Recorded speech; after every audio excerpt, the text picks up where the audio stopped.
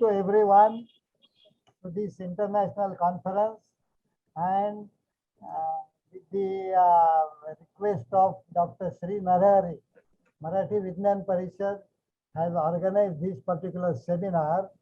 Seminar's title is Science Fiction in India. Now, last year when such a conference took place, Dr. Sri Narahari had organized. That time while speaking, Dr. Phonke had said that our science fiction stories are to be translated into English so that in other countries people will understand what is the quality of the Indian science fiction. So Marathi Vidnyan Parishad along with Vidyan Prasar, we are compiling one book, and it will soon be published and available in the market. Second thing, today we have organized a seminar so that what is the situation of science fiction writing in different states of India. Marathi Vidnyan Parishad way back in 1970 started a competition for writing science fiction stories. Now it is 50 years and still it is continued. Now during these 50 years, every year 50 persons on an average participated into it. So 2,500 people have participated in Maharashtra because the competition writers are expected to write in Marathi language. However, we find that famous writers like Dr. Jayan Narlikar, on whose birthday we are celebrating the National Science Fiction Day today, and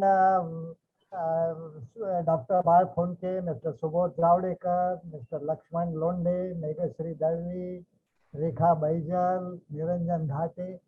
These are the products of this particular competition, and then they started writing in newspapers and magazines and Diwali numbers and all that. Now the quality of their stories is such a great that every Diwali number in Maharashtra, there are about 400 Diwali numbers getting published during Diwali in Maharashtra, and every number wishes to publish at least one science fiction story. That is the popularity these people have brought, and Dr. Jayan Narlikar, whose science fiction stories, although basically written in Marathi, have been translated into many Indian and foreign languages. So that way he has become famous science writer, and in a way I should say he is a leader in science fiction story writing. So now we find at Marathi Vidnyan Parishad since last 10 years that writers like Dr. Narlikar, Dr. Phonke, they have crossed 80 years of their age. Mr. Niranjan Dhate, Subodh Javdekar are close to 75. So a new generation should plug into this particular race. And that's why we started the workshops being conducted for the newcomers, the potential writers. And with almost every university in Maharashtra, like SNDT University, Aurangabad University, Amravati University, Kolhapur University, Nanded University, Balaji's College, Goa University. Along with them, jointly we organize such workshops, and I understand that almost 1,000 people have joined. And some of the products out of these workshops are Smita Potni, Sharad Puranik, Prasanna Karandikar, Captain Sunil Sule. They have started writing stories in public. They have started narrating and making the programs. Their one book is also published. So that is the progress of science fiction stories. Now, I'm going to request Dr. Bal Phonke to give his initial remarks. Before that, let me introduce Dr. Phonke. Dr. Phonke, born in 1939, did his MSc PhD, joined BRC and worked in biology department for 25 years. Then he joined Bennett Coleman Company and became editor of Science Monthly, Science Today. Then he was a science editor of Times Group of Publications. Subsequently, he joined CSIR, Council of Scientific and Industrial Research, as Director of Publication Department and retired from there. He has been writing on science in general and science fiction in particular. He has published almost 50 books, including 10 plus science fiction storybooks. He has written, he is writing more than 2000 articles in newspapers and have bagged several prizes. He is the chairman of today's seminar. Now I request Dr. Phonke to give his initial remarks. Dr. Phonke. Thank you, Deshpande, for your kind words. Good evening, everyone. It is perhaps very apt that such a seminar on science fiction from various languages in India should be held in this most advanced technological fashion. But that shows how far science and its child technology have made their way into the life of everyone. In fact, science and technology has been shaping our lifestyle for quite some time, but it took center stage, especially in the last couple of years, when the corona pandemic was raging, and we had to resort to all kinds of scientific and technological gadgets and technologies and various modes of means for almost every walk of life, be it transport, be it communication, be it financial transactions, be it obtaining groceries and bread and butter, everything. And that's why it's very apt that we are holding this meeting on the Zoom platform. That said, it also is very apt because, as I was saying, science has pervaded almost every walk of life and changed our lifestyle altogether. And that should be the purpose, I feel, for writing science fiction, to make our readers and the public at large aware of the importance and power of science and technology into shaping our mode of living, our way of living, in fact, our very existence, as we have witnessed the power of various kinds of vaccines that has enabled us to overcome the challenge posed by this very grave pandemic of this century.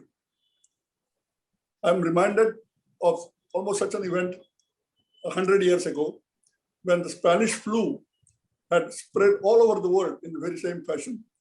And the number of casualties were 10 to 50 times more than what we had with this corona pandemic. Although it went and spread its wings into all parts of the world, developed and developing, rich and poor, and yet, and when we're caught unawares. We didn't know what this new bug is, or what it does, or how it spreads, or how it kills people. And yet, we were able to not only identify that bug, know its genome in detail, so that every new mutation that occurs, every new incarnation of this bug, we're able to catch well in time and take measures to see that it doesn't prove as fatal as it was thought to be. And that's why I think it's very appropriate that we are holding this meeting, the first of its kind, if I'm not mistaken, where writers from all various languages in India, and I'm going to talk about it later on, have come together and to exchange the thoughts of and the way science fiction has been progressing or flourishing in all those languages. So I wish this particular session well, and I hope all of us will be enriched when we have gone through this entirely. Let me welcome you all on my own behalf and on behalf of IASFS to this very unique panel discussion. Thank you. Thank you, Dr. Phonke. Our first speaker is going to be Dr. Meghashri Dalvi. She has published more than 20 sci-fi stories in English and 100 plus in Marathi. She also writes articles on science and technology in Marathi and English. Meghasri holds PhD in management and has graduated in engineering. She consults in technology and marketing communication and enjoys teaching management. Her research papers are published in leading management journals. Dr. Meghasri is going to speak about science fiction stories in Marathi. I invite Dr. Meghasri and start your speech. Thank you. Thank you, Deshpande sir. Good evening, everyone. It's a great honor to be here in the presence of eminent personalities of the science fiction world. Thank you, Shri Deshpande sir and Marathi Vidnyan Parishad for making me a part of this distinctive group. My sincere thanks to the conference organizers for giving me this opportunity. The history of Marathi science fiction over the last 100 years is well documented. It is available in print and online. It is available in Marathi as well as in English. So I'll be focusing on where Marathi science fiction is today and where it is expected to go in the coming years. When I look at the Marathi science fiction scenario today, what stands out is the wide range of topics. There are, of course, the classic favorites like space travel, aliens, robots, and other timeless gems. They often come with wonderful twists and at times with typical action. But there are also new and exciting topics. For example, human hibernation, genetically modified crops, evolution, mutation, space archaeology, prime numbers, hacking, and humans generated from frozen embryos, just to name a few. Dr. Fonte's story Kong deals with conchology, which is the study of mollusk shells. It is the only story on this subject that I have come across in English or Marathi. Dr. Nalika's story Suryasa Prakop, which means the fury of the sun, is based on the solar constant. So you can see the different topics handled in Marathi science fiction. While we always imagine future to be high-tech, some stories have taken an opposite view of very low-tech future as well. Recent stories are tackling environmental issues. Modern abstract concepts like the possibility of the fifth dimension or are we living in simulation, they also find a place in the contemporary Marathi science fiction. An interesting aspect of Marathi science fiction is that currently 3 generations of writers are active. Established writers show keen interest in exploring new technology and new topics. Dr. Fonke, for example, has recently published a very thrilling story dealing with the face recognition technology. Shri Subodh Zavdekar, a senior writer, has been exploring unusual aspects of brain functioning and building stories on them with great depth. Shri Niranjan Ghate, who is known for robot stories in Marathi, has recently worked on some thought-provoking technological topics, giving them a very unique twist. My generation writers include Shri D.V. Kulkarni, who writes excellent multi-layer stories based on medical science. Dr. Arun Mande is famous for his satirical takes, and Dr. Madhuri Shanbag has shown tremendous skills in tackling emotional issues. Some more writers of my generation include Shri Sanjay Dhole, Yashwant Deshpande, M.V. Divekar, Santosh Shintre, Rekha Baijal, as Appa Deshpande sir mentioned, and D.V. Jahagirdaar. All their stories have a distinct Marathi flavor, and they often have pan-Indian appeal as well. A promising lot of new writers show an immense understanding of the genre. They not only pick up quirky topics, but also experiment with different formats and styles. Together, we are about 50 writers currently writing science fiction in Marathi. Some of us are successful in other genres too. While all the 3 generations write stories for print media, they also work with other media. Marathi Vidnyan Parishad has been publishing e-books of Marathi science fiction anthologies. Many writers have their own blogs and they also publish on several online platforms. Radio has been promoting science and science fiction in Marathi for a long time. Katha Kathan, or story recital, is very popular in Marathi. We have a number of writers presenting their own sci-fi stories live or on the radio. Some authors go the podcast route, and some have stories on popular audio apps. Some use videos to present their stories. Srimati Smita Potnis has her own YouTube channel for Marathi science fiction stories. Several stories have been adapted as one-act plays and performed on various platforms. We don't yet have any Marathi science fiction short films, but I'm sure we'll have some soon. Of late, science fiction for young readers is picking up in Marathi, which is a great hope, considering how youngsters prefer video or gaming as their choice of entertainment. The young readers enjoy the scientific projections and also identify with environmental topics. Dr. Nalika's story Abhayaranya, which means sanctuary, was recently republished in a children's magazine, and it was very much appreciated by the youngsters. We have 6 good magazines in Marathi for young readers, and it is very satisfying to see them publishing science fiction stories. I write for 4 of them, and I have been getting excellent response from the young readers. They are very comfortable contacting writers through WhatsApp or messages. They are also generous in their feedback and not at all afraid to ask questions. This fact of feedback from readers extends to adult readers too. This is perhaps the best gift of various communication channels and social media where writers and readers can interact directly. I'm sure other writers in this forum would agree. Next, I would like to touch upon 2 key features of Marathi science fiction. The first is Diwali issues. Appa Deshpande sir has already mentioned it. We have a long tradition of special magazine issues during Diwali. The typical number ranges from 300 to 400, out of which about 100 are of top quality, of which roughly 30 publish at least one science fiction story, which is an encouraging number. Some of them also publish more than one stories, I'm happy to note here. Now, what do Diwali issues mean to us? First, our stories reach a very large number of readers. Diwali issues are read by the entire family, so we get a very diverse readership. Moreover, our stories are published along with the mainstream stories, highlighting what science fiction means to Marathi literature. The second feature of Marathi science fiction is the very special role of senior writers. About 30 years back, 4 eminent writers came together to mentor new writers.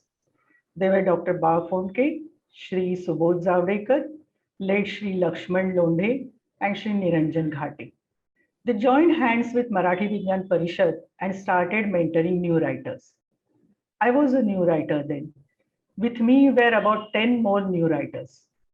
We gathered in Parishad office one Sunday each month and read out our stories to each other.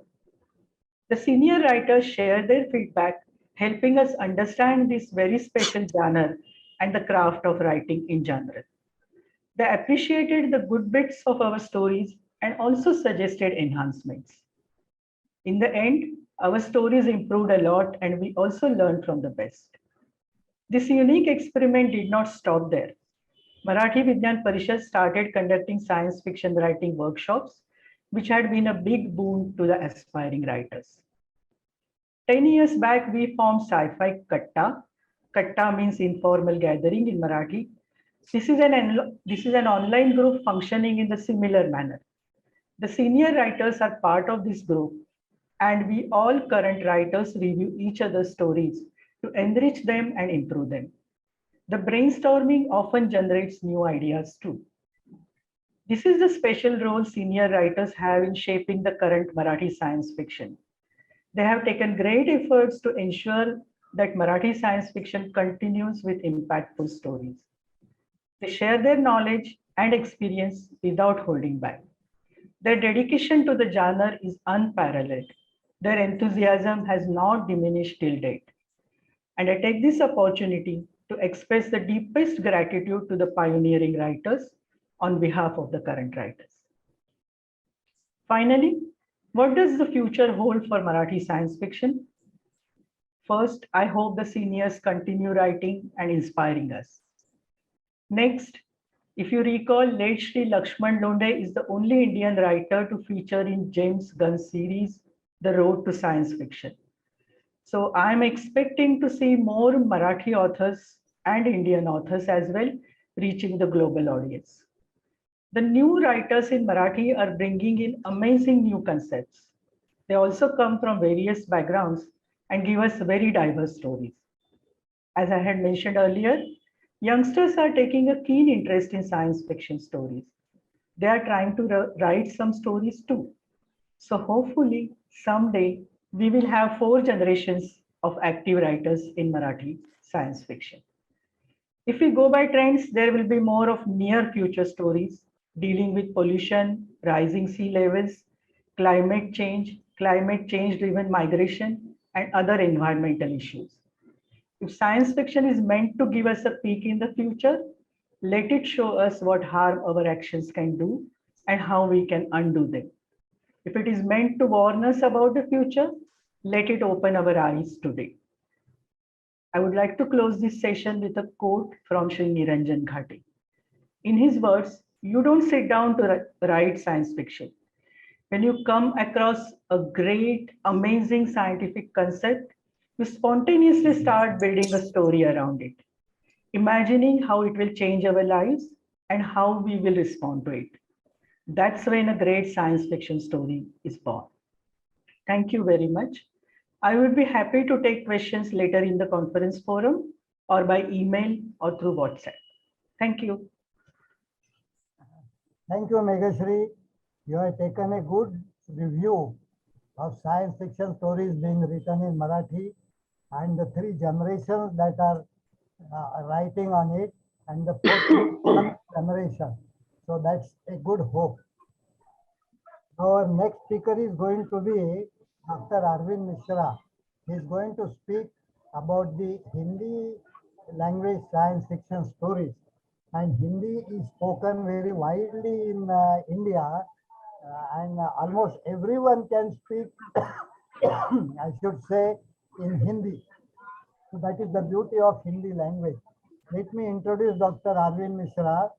Dr. Arvind Mishra is a former Deputy Director of Fisheries, Government of Uttar Pradesh. Currently, he is Secretary of Indian Science Fiction Writers Association, Ayodhya, in Uttar Pradesh. Dr. Mishra has been writing science fiction in Hindi profusely and have written several stories and published books. He is a good guide to amateurs. Let me tell you one thing that Dr. Megashri was saying, that the senior science fiction writers are guiding to the amateurs. So that has been tradition, at least in Marathi, and I suppose it must be all over India, that the senior writers, they keep on guiding to the amateurs, and this tradition in Marathi has been continued for last 100 years in the literary way. So we are following the same tradition, and that is beneficial to the amateurs. I invite Dr. Arvind Mishra to start his speech. Thank you, Anand sir. Happy Indian Science Fiction Day to you all. And a very, very happy birthday to Nalikar sir. I am very indebted to Marathi Vidnyan Parishad and IASFS, especially AP Anand sir, for giving me this opportunity to share this August forum to discuss progress of Indian SF in vernacular in Indian languages. So science fiction in Hindi appeared in mainstream first. In fact, science fiction in Hindi could be categorized into 2 major, forms. One is mainstream science fiction, and another is the genre science fiction. maybe such things would be there in languages also. I must explain. I really mean when I say that mainstream science fiction and genre science fiction. Mainstream science fiction is that science fiction which appears in the popular journals, popular magazines, newspapers, and it has a wider approach to the audience. While genre stuff, which we designate equally as GNSF, that is usually published in science periodicals like Science Reporter and Vidnyan Parishad, and many other journals which deal basically with science. So these are two main categories of science fiction publications which we are familiar with. That is mainstream science fiction, and another is genre science fiction. So science fiction in Hindi appeared first as a mainstream science fiction, which was added an entirely new kind of Hindi fiction involving a scientific flavor. First mainstream science fiction appeared in Piyush Prawah, an esteemed Hindi periodical which was being published in Madhya Pradesh. And this story, which was Ashcharya Vrittant, that is the strange tale, written by Ambika Dutt Vyas, was published there in a serial form that was from 1884 to 1888. And that story, in fact, dealt with an adventurous expedition below the earth, underneath earth. And it was inspired by Jules Verne's adventure stories, and in which the protagonist, Gopinath, named Gopinath, goes for a long, journey inside within the earth, beneath the earth, and the whole plot is, encounters many dramatic scenes there. And then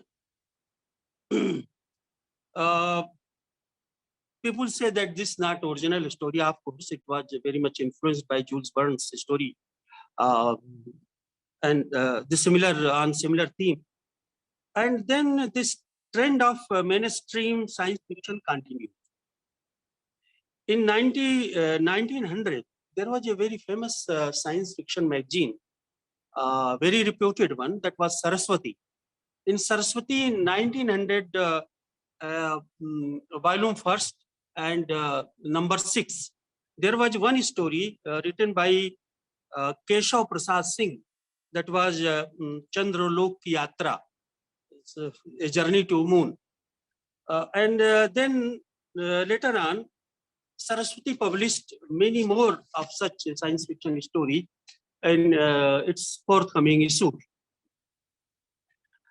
And then Acharya Chatur Sen, he was very well known and very reputed literature, who wrote many historical things like Ansomnath and many, Vayam Rakshama is very famous, this novel written by Acharya Chatur Sen. He also penned one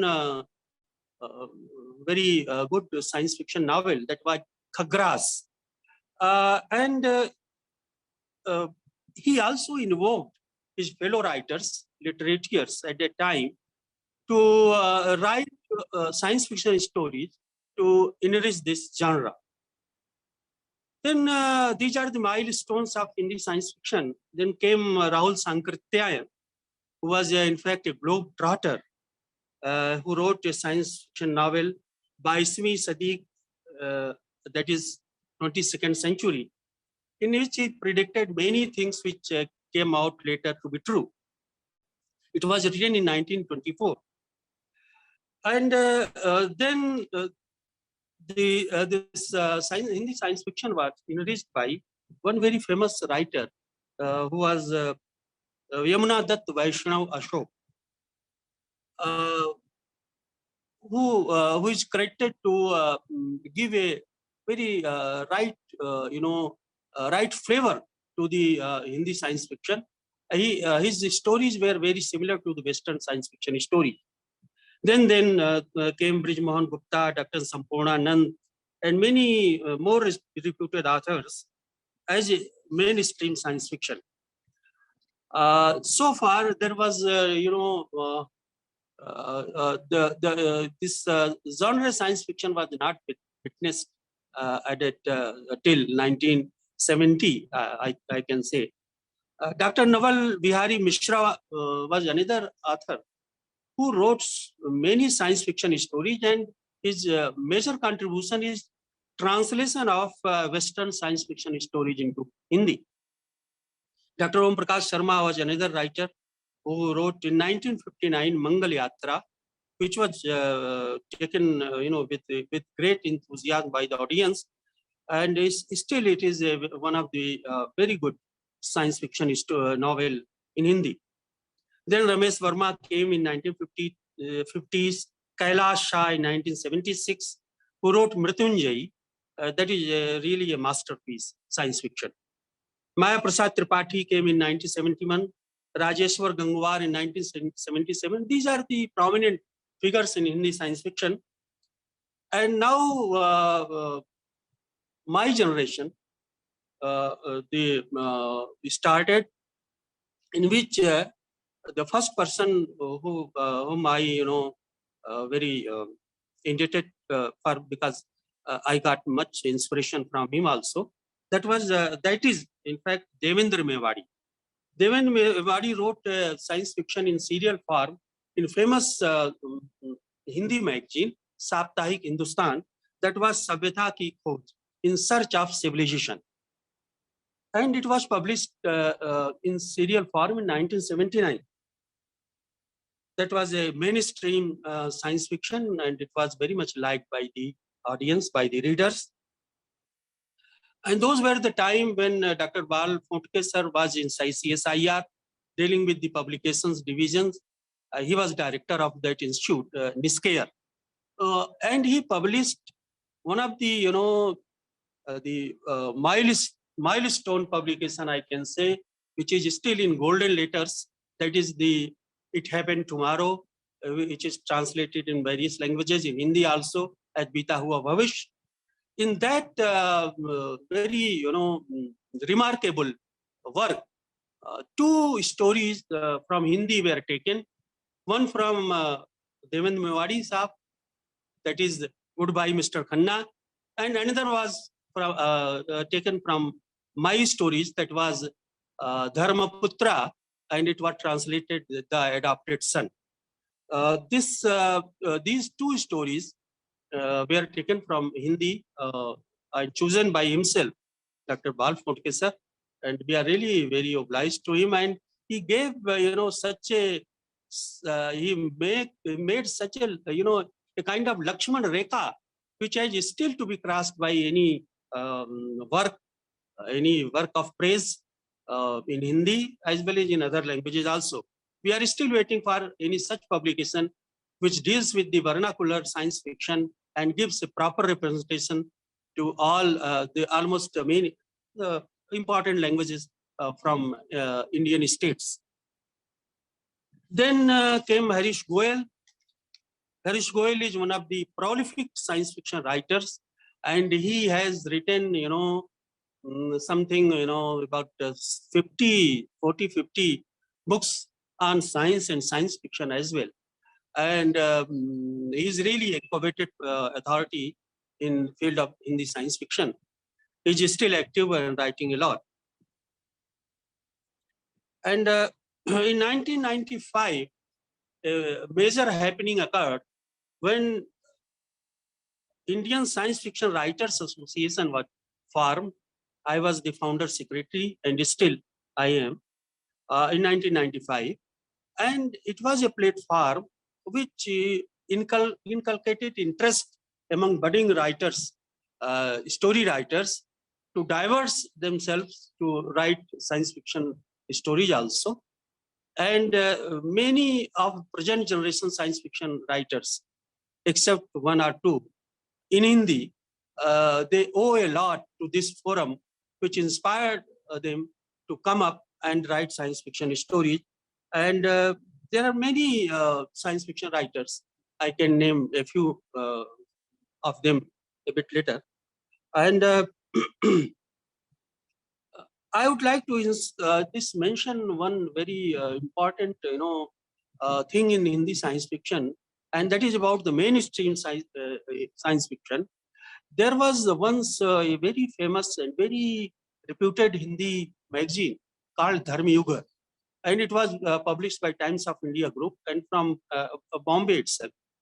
The then Bombay, today it's Mumbai, in which and to get published in Dharma Yuga was a great honor at that time. And it was a kind of litmus test of the Hindi literatures who got published there. They were seen with a high, high reputation, who got a chance to get published in Dharma. And I must mention that two stories only got published from Hindi. And one was by Zakir Ali Rajneesh, and it was titled Ek Kahani. We loosely translate it, it's just a story. And the story in the story itself, the content of the story, and the theme of the story was that a story was being written by an artificial intelligence, by a computer itself. So that was a wonderful story, which was published in Dharma Yuga.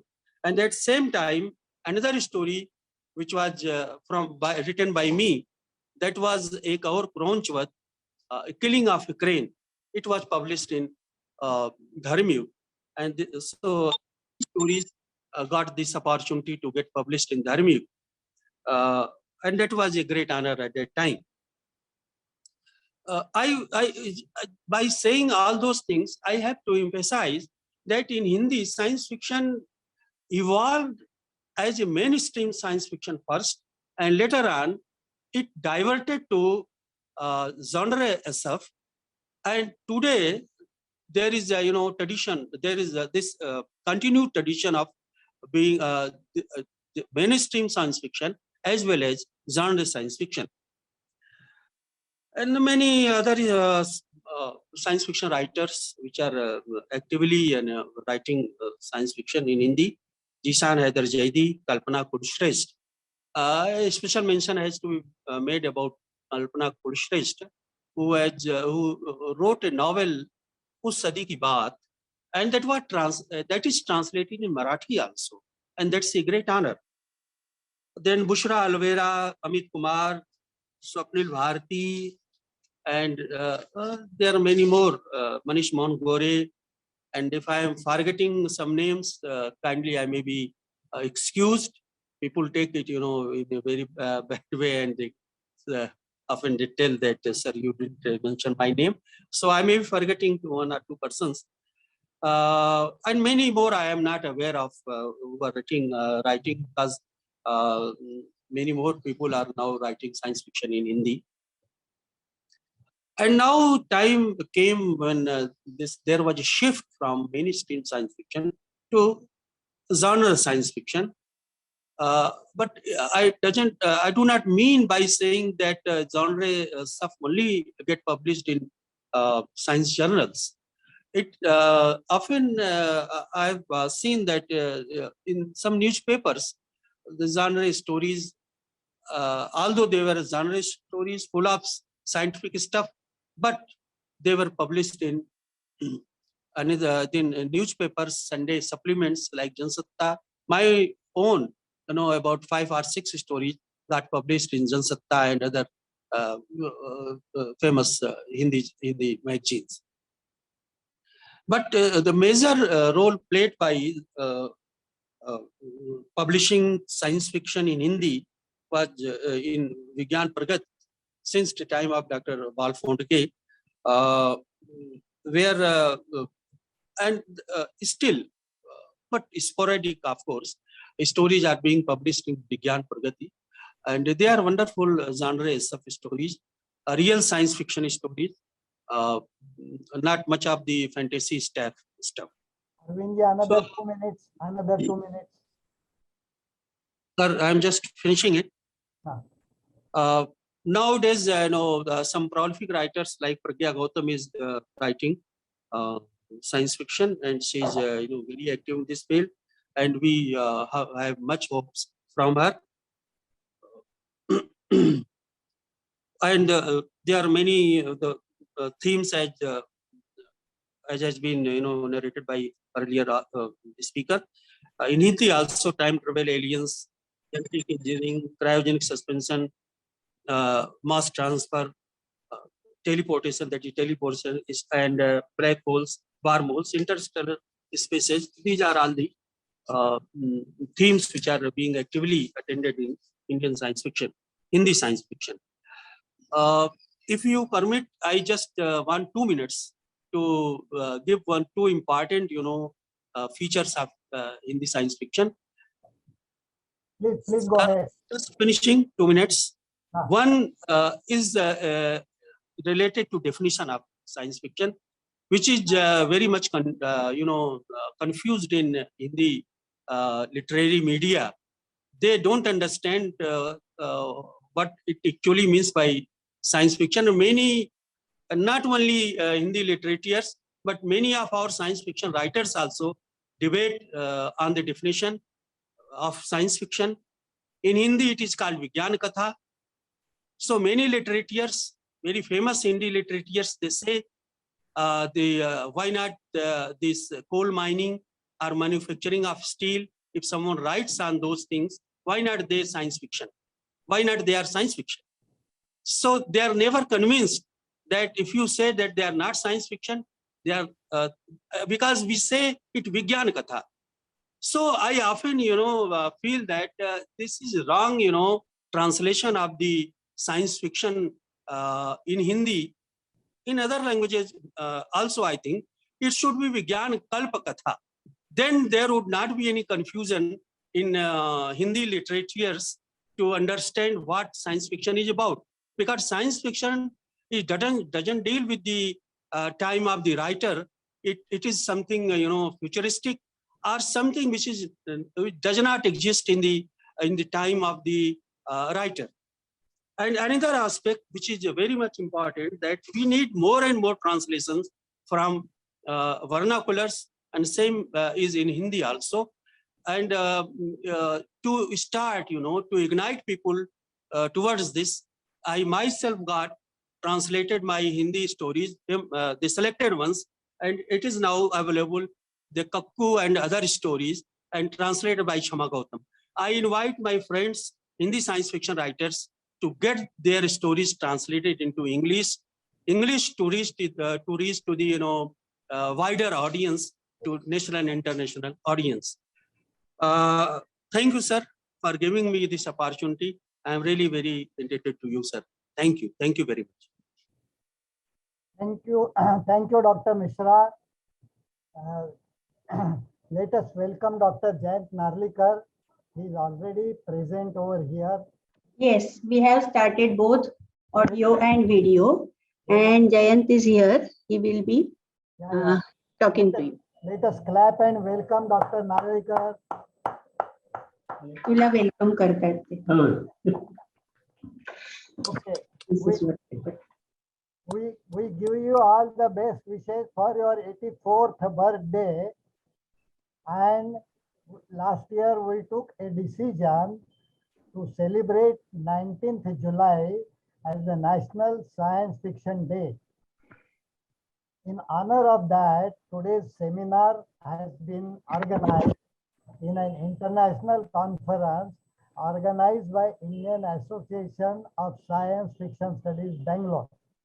Now, this particular seminar has been organized by Marathi Vidnyan Parishad, and few writers from different states of India are participating, informing what is the position, situation of science fiction writing in their respective languages.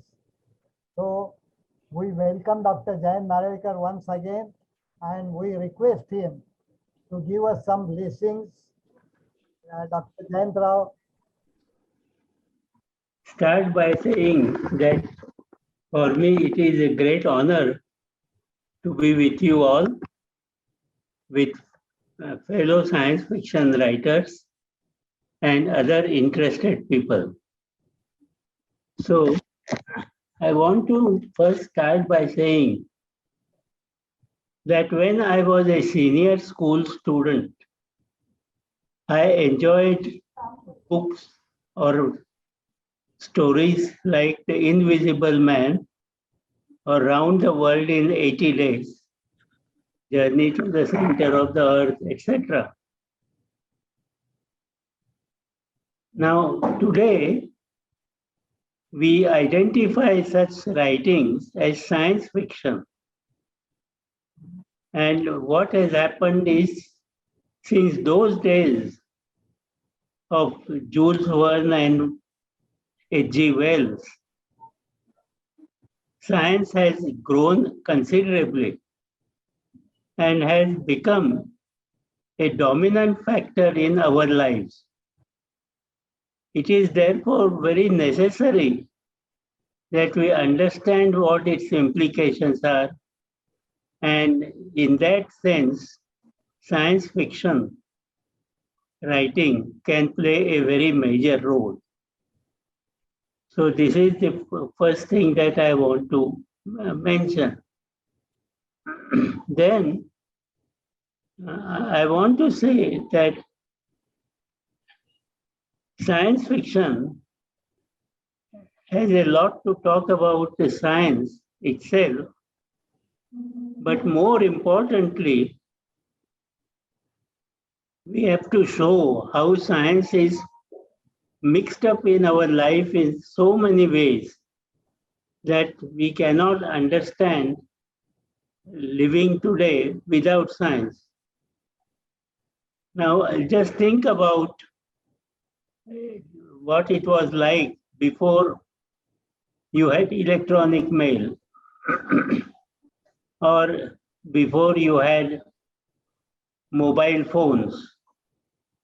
Now you begin to see how they have become so much part of our life that it is difficult to imagine what they were like before, what life was like before. So in that sense, science fiction has a lot to say, not only about how recently things have become more and more important, but it also has to say what one should do in future so that people can take some precautionary steps. Now I can give you some example. I had written a story on Plague of Athens, in which I had built upon the old true life story of Athens epidemic long time back. And a lot of writings have come on that. Fred Hoyle and Chandra Vikramasinghe wrote about it. So I thought of putting it as part of a story. And that story is what I refer to as the Plague of Athens. Now, around that time, that was about 2 decades before the present problem of COVID hit us. And that problem, as we have seen, has enormous implications for our living system, how we cope with such disasters. So writing about it or writing about possibilities of it is very important, and science fiction can play a role there. So I want to say that you can certainly write about present day life in general, and literature is very often is about present living system. But somehow we have to bring the reader's attention to the important role science plays in present life.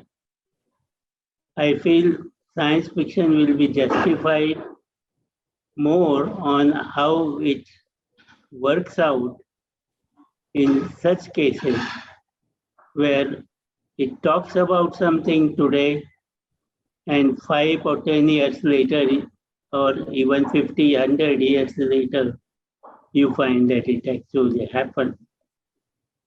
So I hope more of you will take steps to write about such things and make interesting stories out of it, so that people, when they read about it, they don't look upon science as a dry subject or hard subject, but they see science as part of a living state of present civilization and important part of it.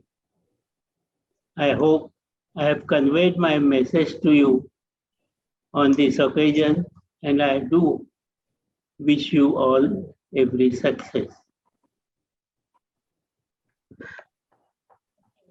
Thank you, sir. Thank you, Dr. Jayantrao. Now, let me tell one thing, that as Jules Verne or H.G. Wells or Arthur Clarke, in their science fiction stories, wrote about some things and which came into existence later on. Dr. Jayantrao, in his one story, he wrote that a pregnant woman, if she is tested on MRI, and if it is found that the potential child is a girl child, people will kill it there itself. So a prevention act has to be brought into it. And this was the story in 1978, and later on, government at all the states, Indian government also banned such tests. So that is one thing.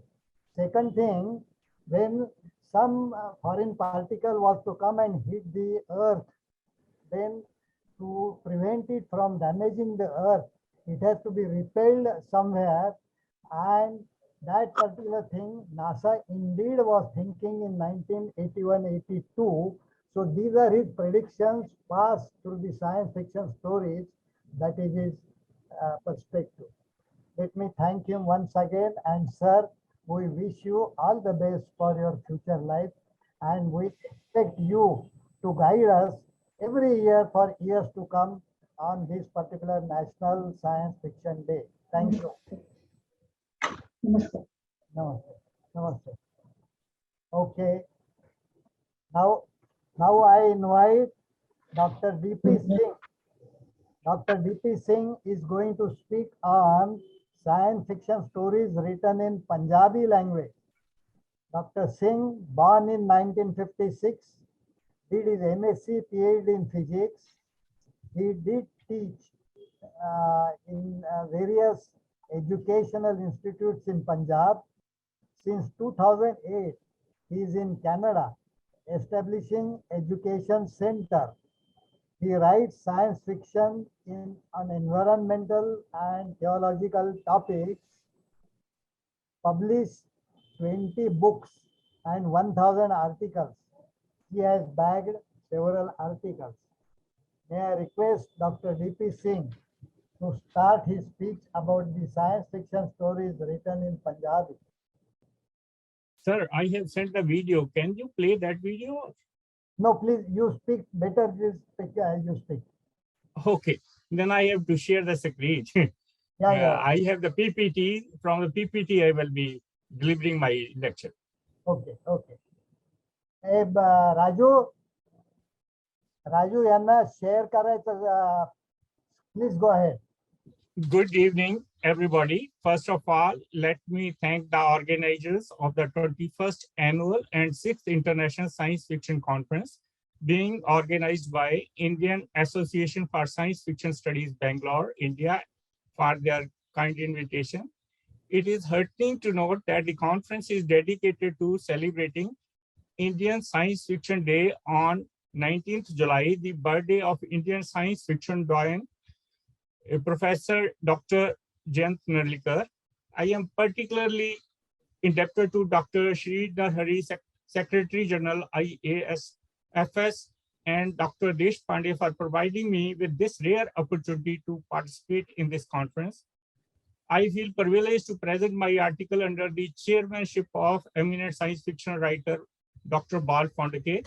Now, I would like to share my findings on the current status of science fiction writing in Punjabi. As an overview, I would like to add that science fiction writing in Punjabi began in the 1970s. Only a few science fiction books and translation works have been published to date. Currently, a new vigor has been observed. In this article, role of various government agencies, institutions, and NGOs are reported. Role of mass media is also described. As a conclusion, I want to say that science fiction writing in Punjabi is still in its infancy. More concerted efforts are needed to develop this field of literature.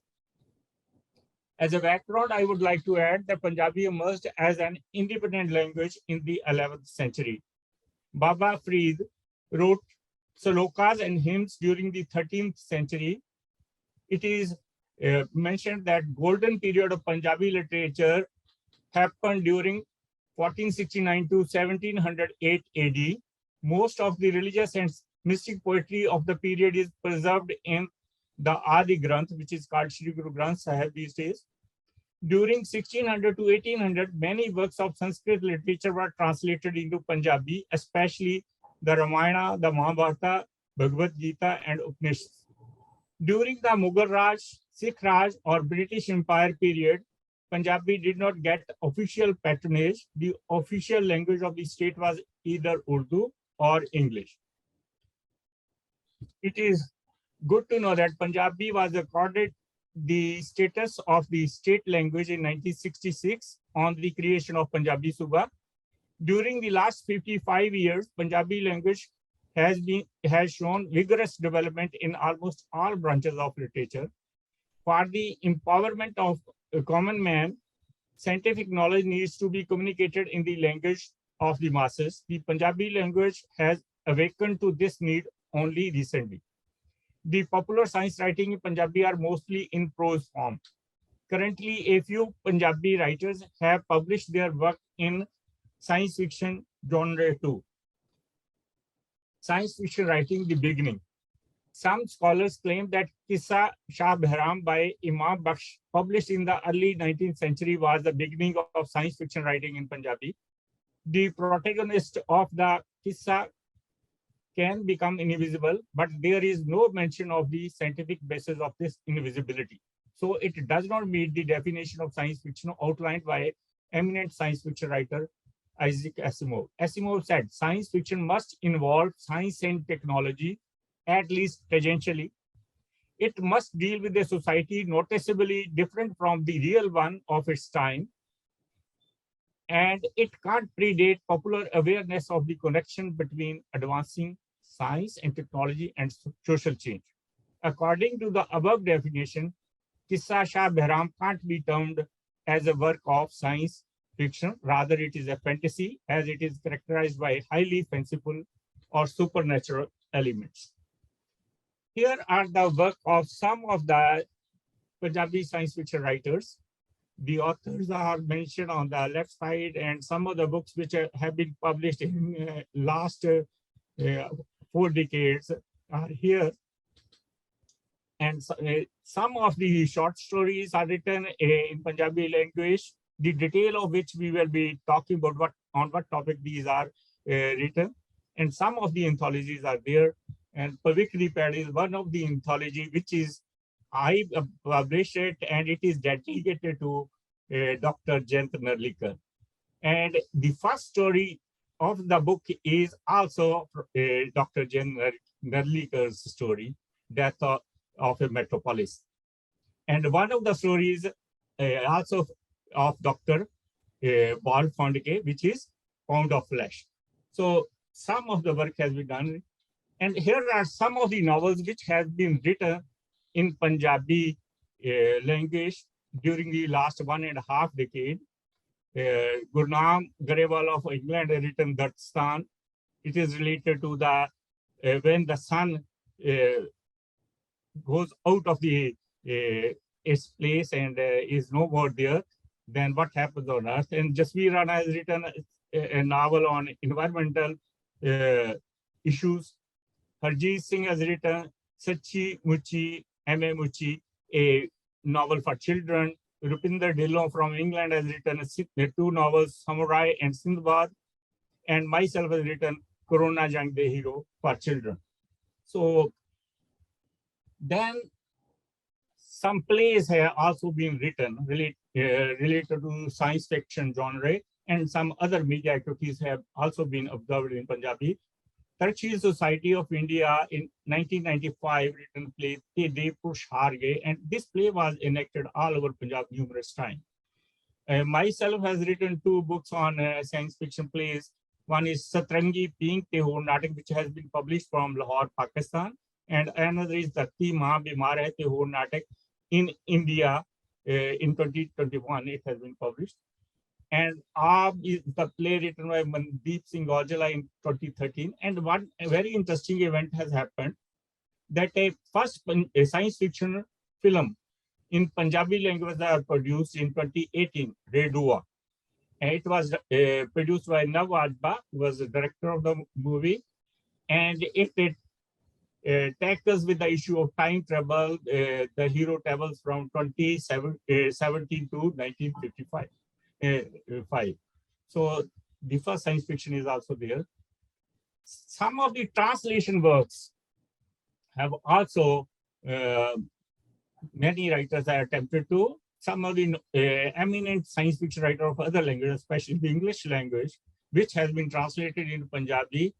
Those are shown on the right side of the slide.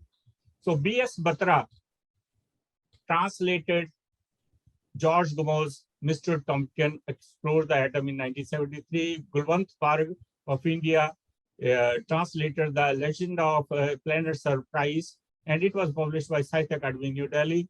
Karanjit Singh of India translated Bal Fondke's It Happened Tomorrow in 1995, and it was published by National Book Trust of India, New Delhi.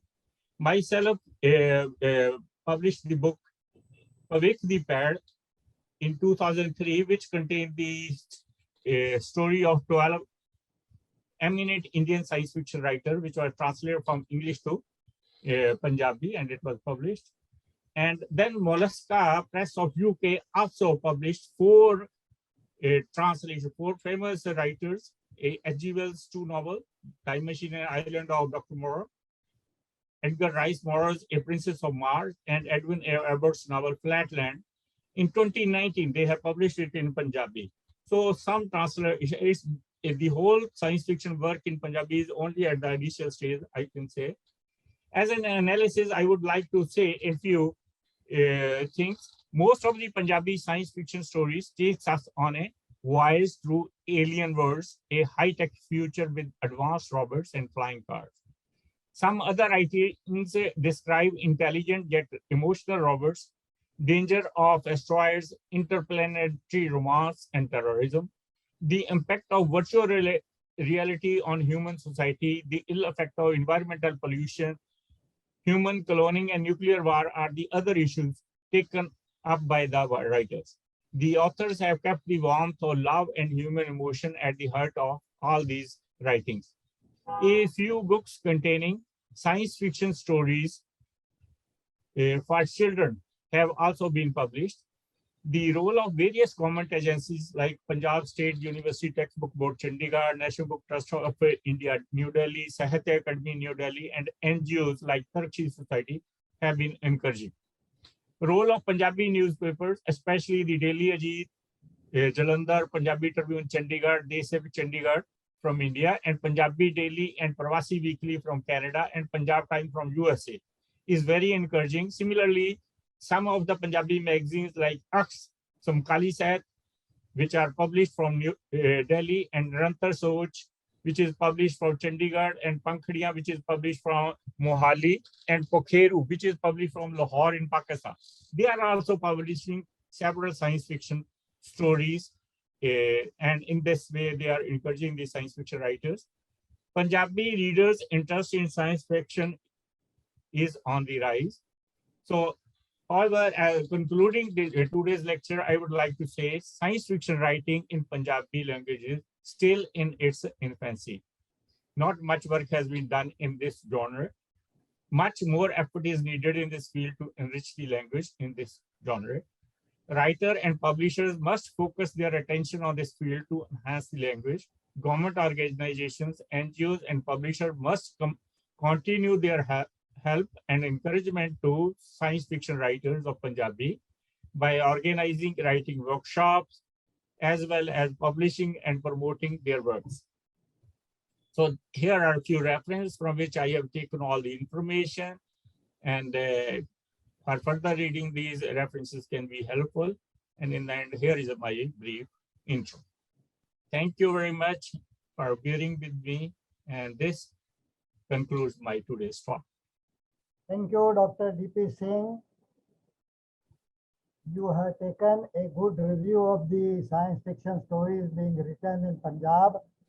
Although you are at Canada, still you have a proper follow-up of your own state, Punjab, and you are keeping a track who is writing in which magazines or newspapers it is being published, who are the new writers, and so on. Thank you very much. Now our next speaker is going to be Dr. D.C. Goswami. He is going to speak about the science fiction stories written in Assami. Born in 1949, did his MSc and PhD in physics. He taught at Baruha and Cotton colleges. Then he worked in CSIR, that is Council of Scientific and Industrial Research, in its publication department. He started writing in Children's Corner in newspapers. At the age of 11, he published his first book. He has published so far 7 novels, 8 short story collections, 1 children's drama, 53 popular science books, besides various textbooks and guidebooks.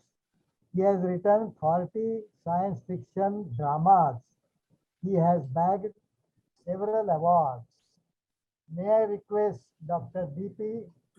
Goswami to start speaking about the science fiction stories written in Assam. Good evening, everybody. Am I audible to you? Yeah, very much. Thank you very much. Greetings to everyone, every one of my colleagues here.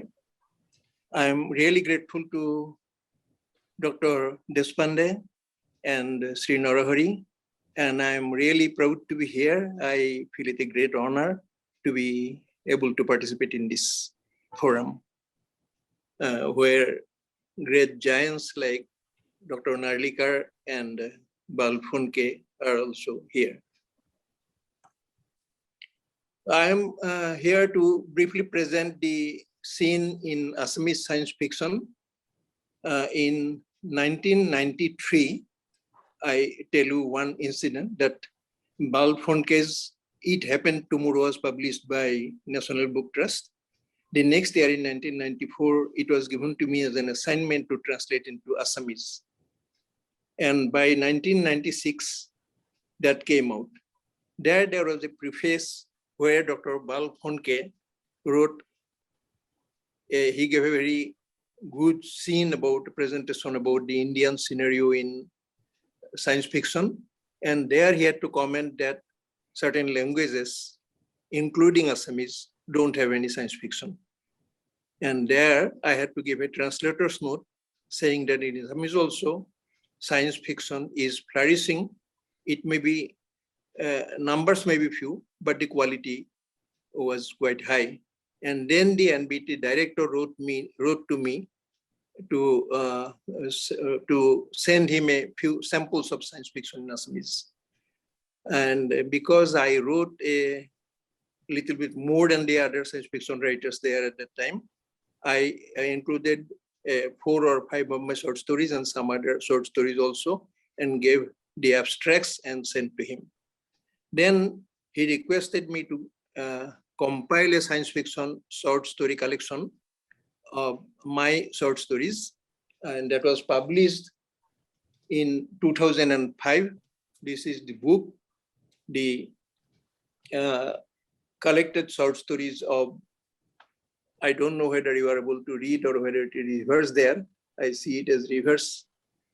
But then this is the collection of short story book, and that was translated in a few years afterwards to English also. And there is a proposal that it will be translated to other languages. There are 20 stories, 20 science fiction short stories were included.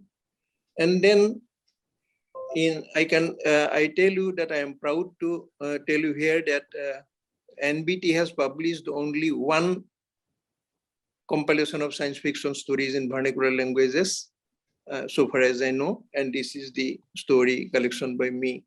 Then, of course, other science fiction stories, other collections in English came by Sukanya Datta, and other 2 or 3 short stories were also, compilations were also published for children.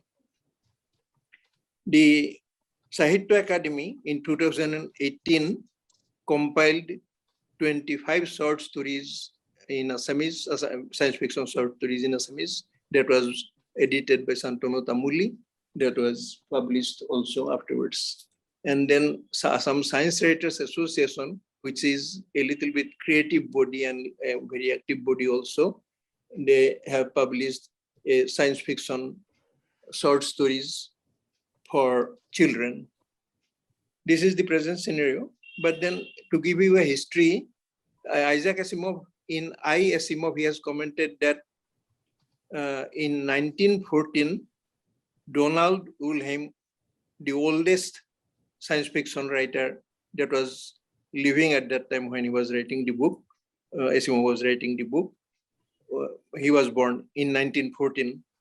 But then in 1914 itself, Ambikagiri Raichaudhuri of Assam, he presented a short story like thing. It was not in the framework of short story, but to a student's body, he presented a lecture. He gave a lecture there, and in that lecture, he included a story where he predicted that people would go to the sky, the space, and live there in other planets because the resources in Earth will come to an end gradually.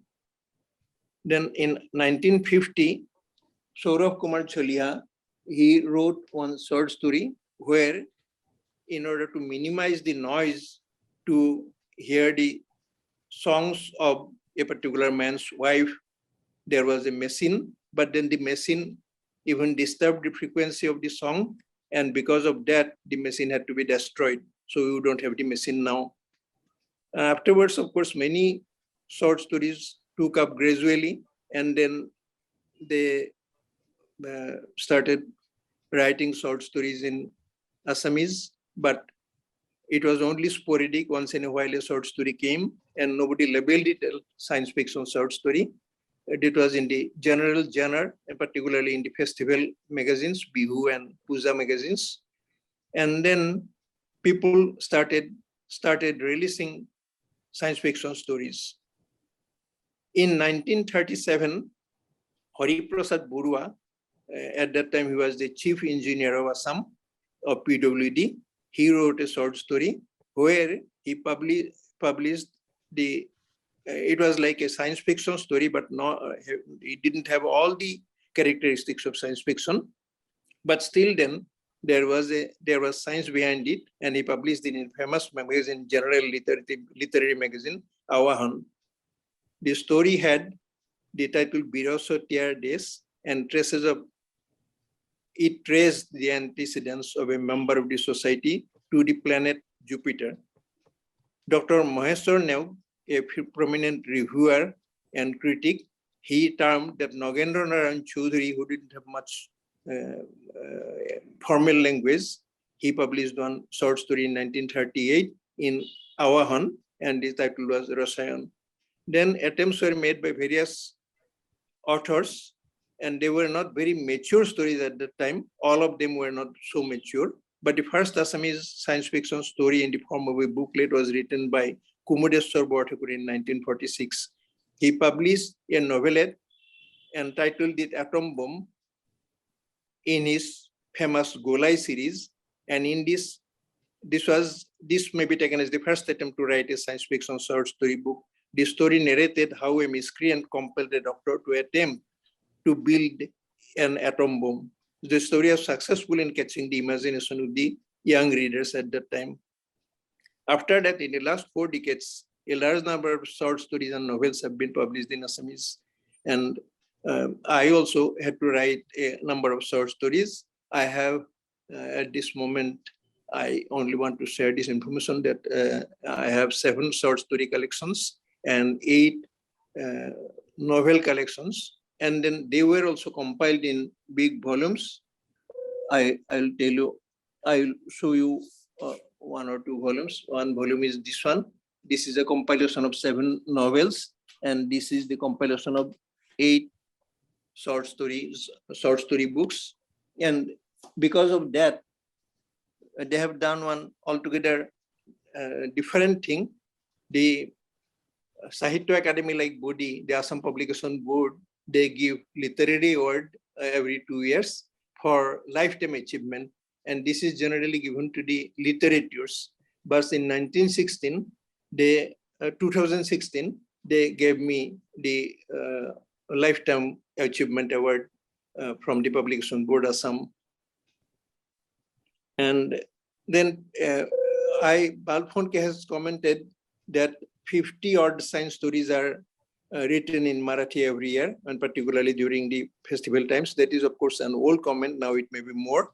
But in Assam, I can say that in only about 10 short stories are published. Average 10 stories are published every year in the festival magazines and in various other literary magazines. And people accept it, readers accept it. They have some fascination for those stories, and the editors also request the writers to write science fiction short stories. Assamese can really boast of the originality and high quality of its science fiction stories and novels and dramas. In fact, the Radio Guwahati from early 1970s started broadcasting science fiction novels. In 1958 itself, one science fiction drama was broadcast, but then from 1975 onwards, almost every month or every 2 months, there is a science fiction drama. And they have broadcast up till now about 40 science fiction dramas written by me. Other people have also written, and people release it. They always give very encouraging comments after they listen to the science fiction dramas. So this is the scene. It is notable that many science fiction stories and novels and dramas have been labeled as the best science fiction stories, novels, and dramas in Assamese. So I will not give you the names because these will not be important. There are writers like Bijoy Krishna Sharma, Santanu Tamuli, then Bondita Fukan, Jayanta Goswami, myself included, and many other authors are there. About 25 writers are writing science fiction stories nowadays, and good translations have been made. I published one series of translated books. 125 books have been translated from English into Assamese, and there also about 17 science fiction stories have been included. Almost all the Jules Verne's novels and H.G. Wells novels, then Edgar Rice Burroughs novels, and many other novels have been translated. Important and famous novels have been, science fiction novels have been translated into Assamese. And there is some prize also from the Assam Science Writers Body, but then I always look forward to having a number of science fiction workshops in Assamese, because more writers have to be trained on the characteristics and on the trends of science fiction writing. And this is not coming up. Only 1 or 2 workshops were there, and result is not bad. If when we trained about 40, when we found about 40 participants or so, the result is that 3 or 4 have been writing science fiction after that. So this is the result, and therefore more science fiction. We will look forward to having more science fiction workshops and so, and then more translations should be there, and bodies like Marathi Vidnyan Parishad and others should encourage. They have taken up our stories in Marathi language. My story was also included. I request them to include more stories in future compilations. I thank you very much for the slot given to me. And then I don't know whether I'm able to give you the picture about Assamese science fiction short stories, but then a written document will be much better because more details can be given. Thank you very much. Thank you, Professor Goswami. You have done more than a justice on Assamese science fiction, and we are proud that one of the Sahitya Akademi awardees is among us. I thank you once again. Now our next speaker is going to be Savitha Srinivas, and she will give a presentation on science fiction stories in Kannada. Savithaji, born in Bengaluru and studied BSc and Masters. Then she passed Karnataka police examination and joined police career in 2006. She wrote her first story while in the college. She has authored 15 books so far. Some of her science fiction stories are on traffic, warden, robots, space, and all that. Now, even today, among the speakers, people are from different vocations. So we can get different stories from different vocations. Like Meghashri is in computer consultation. Professor Dinesh Goswami is in education. DP Singh in education. Savithaji in police, and likewise. So let us hear Savithaji. So it is my privilege to be a part of this seminar organized by IASFS and Marathi Vidnyan Parishad, and share the screen with eminent writer like Dr. Jayant Nalikaji and other writers. I would like to thank Dr. Sri Narahari ji, Sri A.P. Deshpande ji, Balaji Navle ji, and others. So I would just start off with the Kannada science fiction new trends. So modern day science fiction has traversed various fields revolving around innumerable possibilities that science and future could unfold. In this vast ocean of literary work, science fiction in Kannada has flourished with the contribution from literatures as well as not so well-known writers. The first modern Kannada science fiction story till date is that of Jnanapeeth Awardee Dr. Shivaram Karan's short story, Pashubala, penned in 1928. This storyline takes place on planet Mercury and sarcastically points out to man's greed and how it poisons others on the planet. It has been 96 years since then. In today's session, I'll be concentrating on recent works by science fiction writers in Kannada during the beginning of this century. From last 2 decades, focusing mainly on science fiction short stories. To start off, Nagesh Upadhyay, a former scientist at ISRO, brought out 2 science fiction collections in 2003. His collection Pachi Jeevi and Duta encompass a problem and a solution. And while solving the problem, the end brings up a surprise to the readers. His is a simple narration and his stories, Tadrupi Mattu Murane Prayoga, portray a stranger who by using computer technology tries to save a mishap, which probably would have posed danger to the country and reveals the enemy's secret ploy. His other story, Alpha Beta Naduve, revolves around the professional jealousy amongst the scientists, whereas Robo Jirle has an interesting narration of a political figure kidnapped by the culprits. But with the use of microelectronic technology, the commander force is able to rescue the politician. In his collection Duta also, the stories take a detective narrative line. An important writer next to mention to hit the stands in literary field is Kannada is Professor K.N. Ganeshaya, a well-known Kannada novelist and with an ability to read the pulse of the readers. Ganeshaya's work is like a new stream of water in Kannada SF field. His works have a historical background supporting pictorial depiction and photos which create a realistic panoramic view. The characters in his fiction go on a globe-trotting to various places in India and abroad, unraveling the mysteries using high-tech equipments. Through this technique, the writer introduces the contemporary developments in science and technology to the common man. His works count on historical facts and aligning the link to modern era. His short stories collection, Shala Banjike, published in 2007, has few science fiction stories interspersed between other social themes. One of his story, Paraga Tyaga, that's regarding Poland, opens up the strange world of evolution in plant world. Incidentally, the writer himself was a former professor in Agricultural University, Bengaluru. Compared to other writers penning stories on time travel, robots, etc., Ganeshaya has tread a new path, collating the fragments from history of our own land and bringing it within the science framework. Thus, he paves the way that one can look at science fiction in this angle too.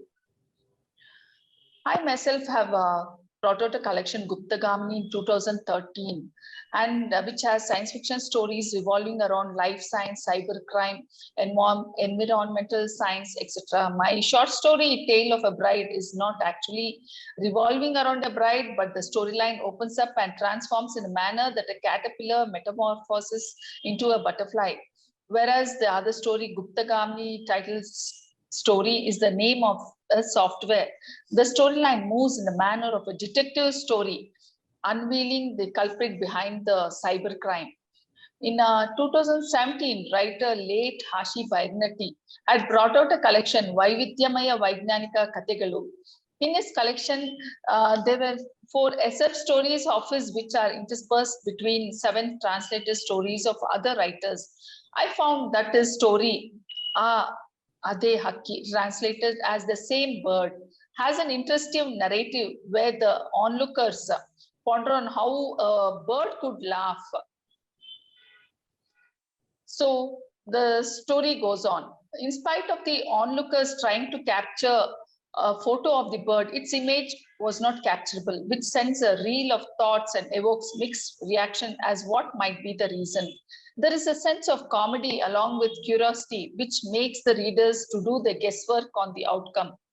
The subject, though simple, the incident triggers rippling after effects on the characters, and in spite of the simple theme, the writer in no way loses grip over the story and concludes with an interesting note. Next, many might not be aware that writer Kollegala Sharma, who is known for his science articles which appeared in various magazines, has also penned few science fiction stories. His stories initially appeared in the magazines under his pen name Revati. I was intrigued why his articles used to appear in his real name while his stories appeared under his pen name. His stories take off with an assumption that it could be a social theme or fantasy. But gradually one comes to know that the story has a plot with a science backdrop. What if a doll has a mind of its own and acts? Several onlookers might think that it is the work of black magic. So is the title of the story, Ham, Shom, and Hirim. But actually a doll was being used by an unknown hand with vested interest. He could view the ongoings through the eyes of the doll and log in and log out. Through a software, you could kill an android and revive it as well. What appears as a black magic to the outside world was in fact a cruel scientific experiment. The software was not merely limited to one system, but controlling various systems. It warns us about the danger that poses, wherein man, while trying to control the computers, could also likewise have control over the surrounding developments. The story has content worth elaborating for 10 pages at least, but eventually ends up much earlier. Another story of his writer, Patragiti Pakka Murite Kaka, meant Why the Wings of the Butterfly Was Broken, was published in a magazine in 2018. One might wonder that since it dwells around the butterfly, this story is based on life science or zoology. But the storyline is around a new technology that comes handy in solving the problems of pests destroying the sugarcane fields. Small, tiny, machine-crafted butterflies fly around the sugarcane fields and capture the pictures of the plants. This artificial intelligence technology comes in aid of the farmers to identify the diseased plant parts as well as the pest. Before the disease spreads, the part could be treated in the initial stage itself. But suddenly the butterflies had flown somewhere and signals were not traceable. Efforts to trace them via metal detector went in vain. The inventing team then comes up with an idea to prepare a new machine-made butterfly in order to search the missing one. The answer was found in a treetop nest. A bird had attacked the butterfly, mistaking it for a real one. Its wings were broken, but the torso was left intact by the bird because it could not be consumed. One of the students comes up with an idea that the shape of the butterfly could be changed so that the birds will not be able to attack it, and thus the team starts on a new project. Kollegala Sharma's stories engross the readers with an interesting first-person narration. Each story is different altogether. There is the suspense factor with a surprise ending. Little bit of practice will fine-tune the stories. However, with a few more stories from his basket, it would make a very good compilation. Not many science fiction writers of the medical background are in this field. Dr. Shantala, a practicing gynecologist from Bangalore and a bilingual writer who writes in Kannada and English, has spent quite a good number of SF stories in recent times. Most of her stories have characters from medical profession. In her story titled Coma, Dr. Kalyani, a medical doctor by profession, was admitted to a doctor, but her health starts deteriorating and she goes into a coma. Her reminiscence in first-person narration on out-of-body experience has a philosophical touch as she starts recalling old memories and travels time backwards towards infinity. Her other story, Maya Madina Musuki Nalli, handles a tough topic surrounding drug mafia in medical profession. A study was undertaken on biosystem reduce project. Unfortunately, Dr. Shankar Shetty, who handled the study, succumbs to heart attack, which sends the main character, Dr. Shanta, to uncover the reasons. With the entry of a crime branch investigation team, the truth reveals the dark secret behind multinational companies' desire to make money, keeping the human lives at stake. The conspiracy of the director of the hospital is subtly brought in the framework. In a story, Chromosome, the writer tackles the subject of altering the chromosome 4, which decides the lifespan of an individual. By altering this chromosome 4, the lifespan of individuals which were short could be prolonged. But the conclusion springs up a surprise when Dr. Samiksha, who used to take up this task behind the screen, refuses to be treated with the same on her deathbed. Though Dr. Shantala's stories appeared in various magazines since 2004, her name came to the forefront with the publication of her novel 3019 AD. Lot is expected from this writer in the coming days. Her profession and work experience has added up to her story writing skills. Next comes Sapna Katti, who is an upcoming Kannada writer and scientist from Pune with life science background. One of her stories, Yantra, deals with genetics, wherein the genes of a test tube baby could be modified in such a manner that the individual turns out to be an intellectual, healthy in mind and body too. This genetic engineering had the tendency to dawn a new era. And here and there are a sprinkle of few stories from established writers, namely Na D'Souza, who wrote The One Who Tried to Live Amidst the Ones Who Died, and Kaivara Gopinath, Dr. M.H. Srinarahari, and Santosh Kumar Nimhendale, to name a few. There were a number of workshops on science fiction writing conducted by Professor Rajshekhar Busrumat and Dr. M.S. Srinarahari to identify new talents. The intention to catch them young did not disappoint the organizers. At the beginning of the century in 2001, National Book Trust had organized a 3-day camp in order to encourage the budding writers. The camp director was none other than Professor Rajshekhar Busrumat, and resource persons were Dr. M.S. Srinarahari, Abdul Rahman Pasha, and late Hashi Bairanatti. The stories penned were published in an anthology, Mundanondu Kalada Kategalu, meaning later time stories.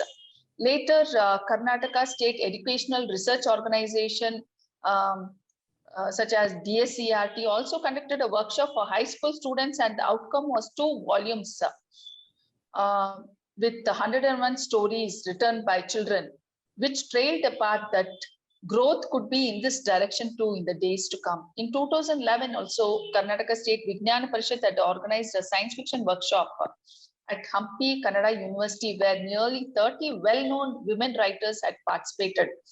The outcome was that the stories which bloomed during this period were brought out in a collection, Rekke Moodidare, meaning if wings grew.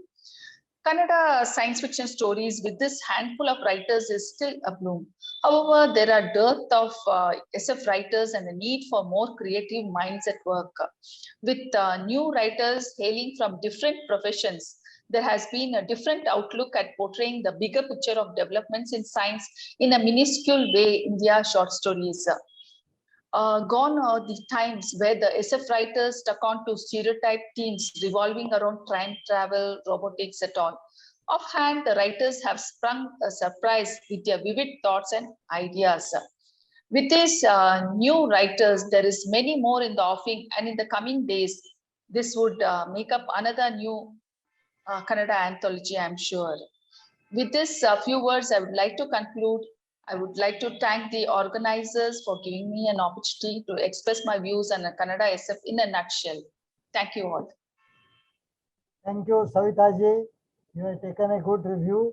And there is one more writer, Bairanatti, who wrote many SF stories in Kannada language also. I included one of his stories in my book, Marathi Vidnyan Parishad, published recently. Okay. Now our next speaker is going to be Ira Natarasan. Ira Natarasan will speak about science fiction stories in Tamil language. Born in 1964, popularly known as Ayesha Natarasan, he writes books for children in Tamil and English. He is headmaster of a school. He started writing as a poet. Short stories in sci-fi also. He has written 72 books in Tamil and 11 in English. Films are also made by him on his 4 science stories. He has bagged several awards, and he is another person among us today who is a Sahitya Academy awardee. Now I invite Ira Natarasan to speak on science fiction stories in Tamil. Please go ahead. Thank you, Anand Deshpande ji, Chairperson Paul Pandey ji, and great writer Jayant Narlikar. I am very proud to be amongst you, and I thank the Indian Association for Science Fiction Stories for this great opportunity. Isaac Asimov famously reported to have divined the science fiction as that branch of literature which is concerned with the impact of scientific advancement upon the human beings. These words he mentioned in 1953. But according to Pamela Sargent, a great science fiction writer, science fiction stories ask usually, what if?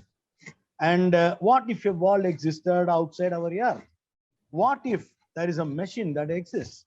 What if there are other beings in Mars? So she added science fiction as a literature of ideas. Our Tamil pioneer in science writing, Singara Velar, who introduced H.G. Wells and others in 1930s itself, Tamil world, and actually he entered into science fiction in literature. Like other forms of literature, he says, it is also about people. He wrote that it examined the human conditions from a scientific point of view. So Tamil literature, it is a very vast area of more than 2000 years old, had its science being written during the Sangam period. Their Pattinapalai epics, they talk much about a great grand ship making and other scientific things. But after independence, we have to just touch over the things of the present days where science fiction as a core writing came into force in Tamil. Subramanya Bharati, a great national poet, wrote a wonderful fiction of science, which is otherwise called Yanaikal, where a man with a disease is running a shop and how the disease is spreading along the entire population with through the shop being the center of the epic center of the disease. That's a wonderful story written in 1920s, became the first science story of Tamil Nadu. And Mayuram Vedanayagam Pillai, who wrote the Tamil first novel, Pratava Mudaliyar Sarithram, came with the aspects of science fiction in it by having general cooking in the entire village, where there is one kitchen that can serve the entire village, a new scientific idea of those days. In 1947, Nagi Reddy and another great famous personality from Chennai, both of them started Ambli Mama magazine, which is even today is very famous. Ambli Mama started a science area for children. But in 1950s, Kalvi magazine run by Kalvi Gopalakrishnan, it first appeared in the name of Chindanai Kalvi, and it officially started science fiction era. Actually, they were writing original Tamil stories, not translations. We include Ant Boy, where a 10-year-old boy, after taking a wrong tablet, becomes an ant as a tiny size. And that became a famous English film later. But think about 1950s, somebody writing about this story written by Kalvi Gopalakrishnan, which appeared in Chindanai Kalvi, is said to be the first fantasy come science fiction in Tamil. Writers of this area, this period, 50s to 60s, Kalki, Vandu Mama, etc., they all wrote many science stories also. Vandu Mama wrote many proto-science fiction stories for children. Now, Parsararis Mulakan is another era. There is, I'd say, a beautiful story. This period also remarkably speaks about Tamil literature. Singara Velar, who started introducing H.G. Wells, Jules Verne, and others into Tamil.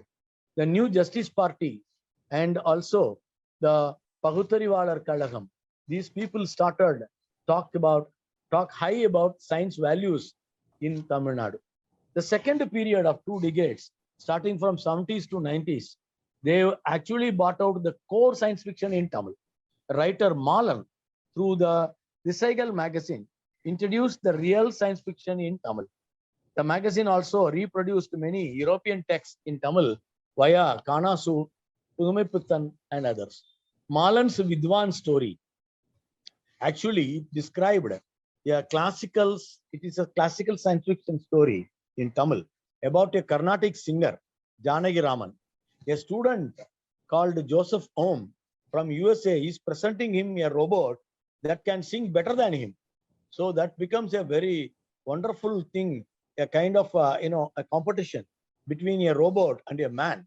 A story which appeared in 1969. Then we can also have the Sri Lankan writer Thaniganayagam Adigalar, another science magazine. Tamil Kalacharam was bought out, which is one of the best bilingual magazines. It came in English as well as the Tamil. Annual Arivial Tamil conferences were held. And of course, Thaniganayagam Pillai was writing from English, Rome, Greek, French, and even Japanese. It was a great era. Pena Appusamy, the great man with the pseudonym of Vignani, scientist, himself wrote many stories. Mandra Kambalam, another magic mat that can take over everywhere. And the magic mat is finally revealed that it has a small machine inside that works itself. And of course, Rail Kada is another story. And Vana Kachi, one of the best stories, science fiction stories by Pena Appusamy. Annual magazine started by Tamil Vanan, produced by Sakti Karyalayam, in which Tamil Vanan himself wrote science-based stories with a pseudonym Anil Mama. It belongs to 70s and 80s. Manjari magazine, who was actually editor was N. Ramaratnam. There, Kiva Jagannathan, editor, he wrote some of the stories. X. Lakshmanan also wrote many science fiction stories there. Then we enter an era called Sujata era. Writer Sujata, his name, the real name was Rangarajan, can be described as W.C. Clarke or Isaac Asimov of Tamil science fiction. He was a versatile writer, a pioneer in science fiction of Tamil literature. N. Yendira, Meendum Gino, Computer Gramam, these kind of stories were very famous. He has written hundreds of science fiction stories, science novels, and he also started the first e-magazine in Tamil called Minnambalam. His other stories which are famous are Nailan Kairu and Sorgathodar, Vairangal, etc. In 1998, Dr. Purushothaman, an eminent scholar from Vellore, along with the great Sina Hari, started Indian Association for Science Fiction Studies, which is today conducting this eminent program. And we have to remember that the initiation was part of a Tamilian called Purushothaman also. Many science fiction organizations have come out with great ideas of that time. Arivial Tamil Arakattalai, another a kind of a science program organizer, came out with the science fiction publications also. Ma Aranganathan's Robo, M.V. Venkatraman's Vignana. There is a futurist story called 3083 AD, written by M.V. Venkatraman. Popular science magazines write Ananda Vigadan, Kumudam, Kalki, etc. also bought out, published scientific and fantasy stories. Ira Murugan, today's era starts with. Ira Murugan, who works in the IT sector, has written fantasy as well as science fiction. His work, Arasar Vamsam, is a fantasy. He has released Silicon Vassal, which is a short story collection of science fiction. He has written Triple Vidi, a biofiction, and Archana Kesam, a fantasy magical realism story with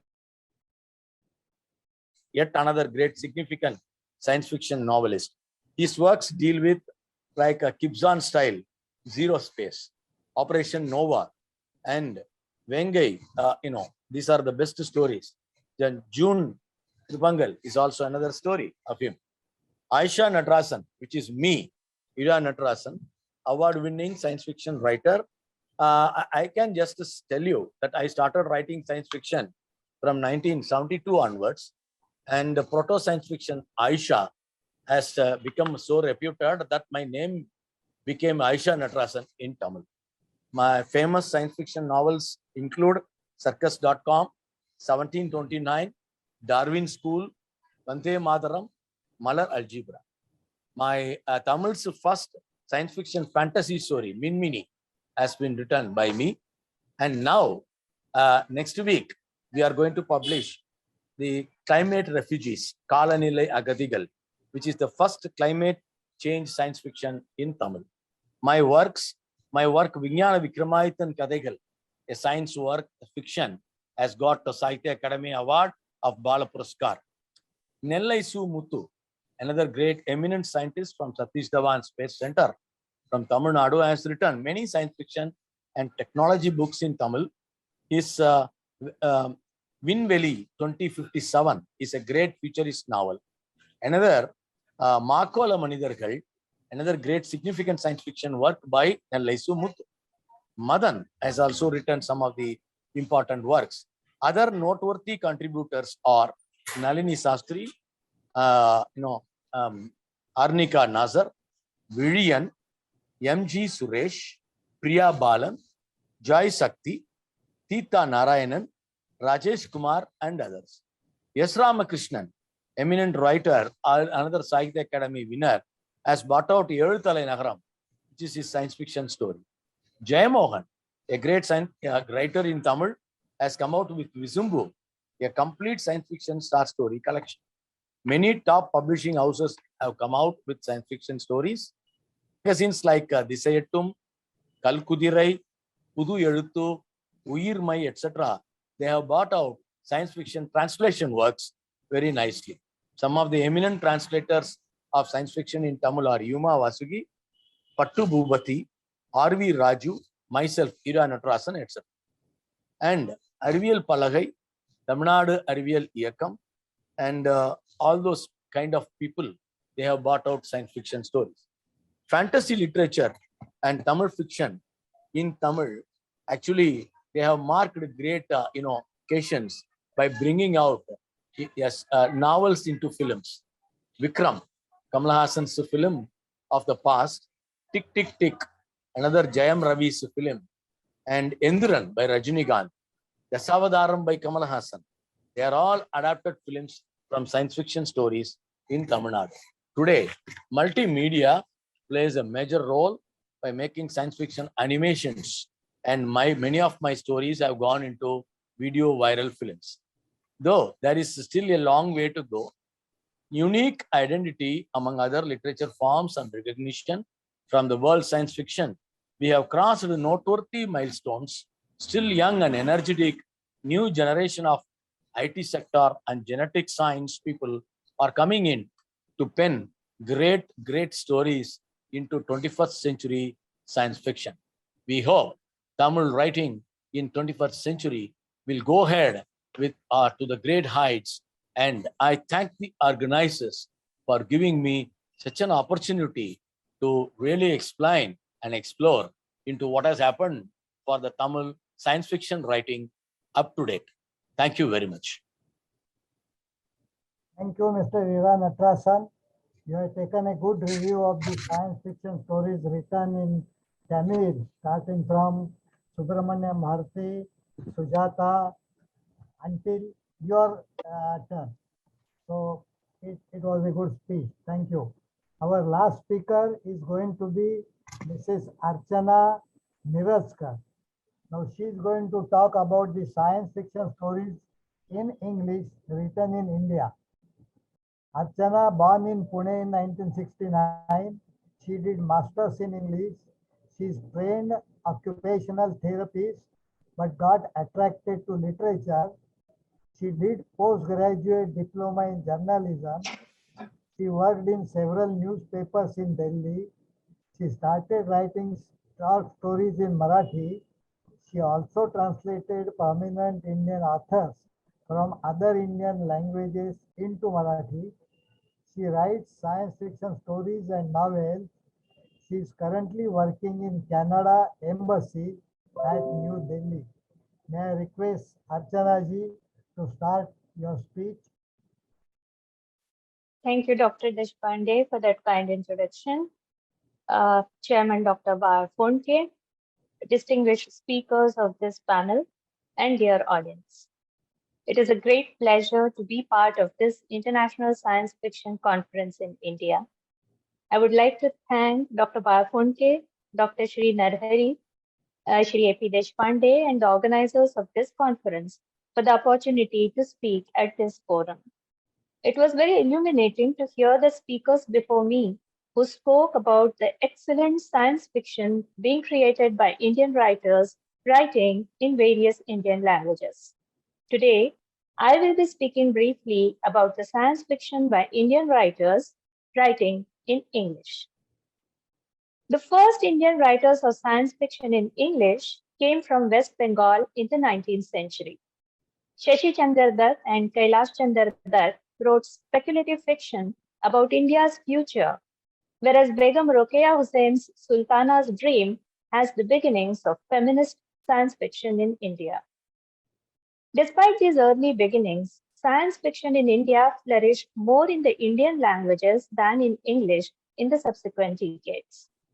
It was only in the 1990s and early 2000s that we see a rise of English language science fiction in India.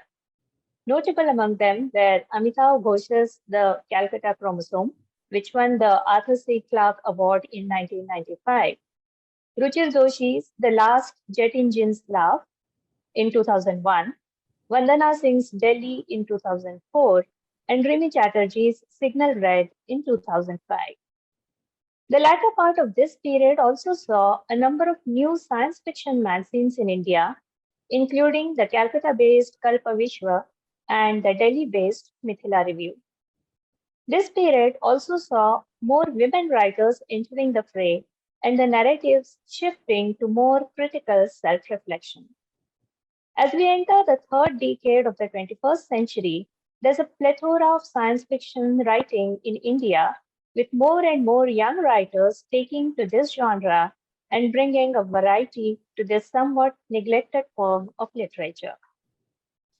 R.S. Zirenge and Sayantan Mondal, writing in the International Journal of Innovative Knowledge Concepts, Volume 1, Issue 3, September 2015, have analyzed some of the common themes that recur in the writings of Indian science fiction writers writing in English.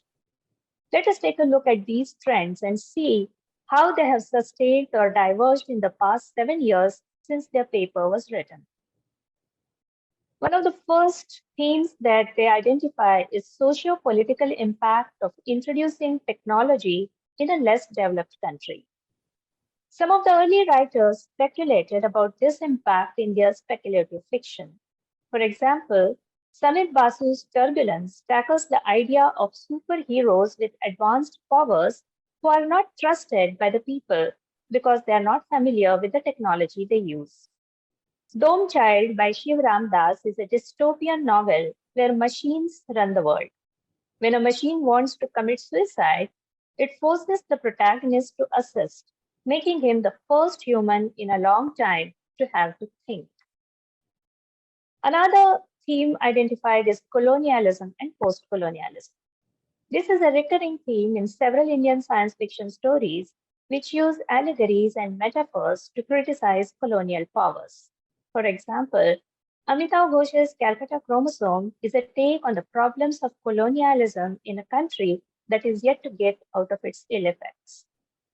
Politics and nationalism is another theme. More and more writers are tackling this theme to comment on contemporary trends in politics.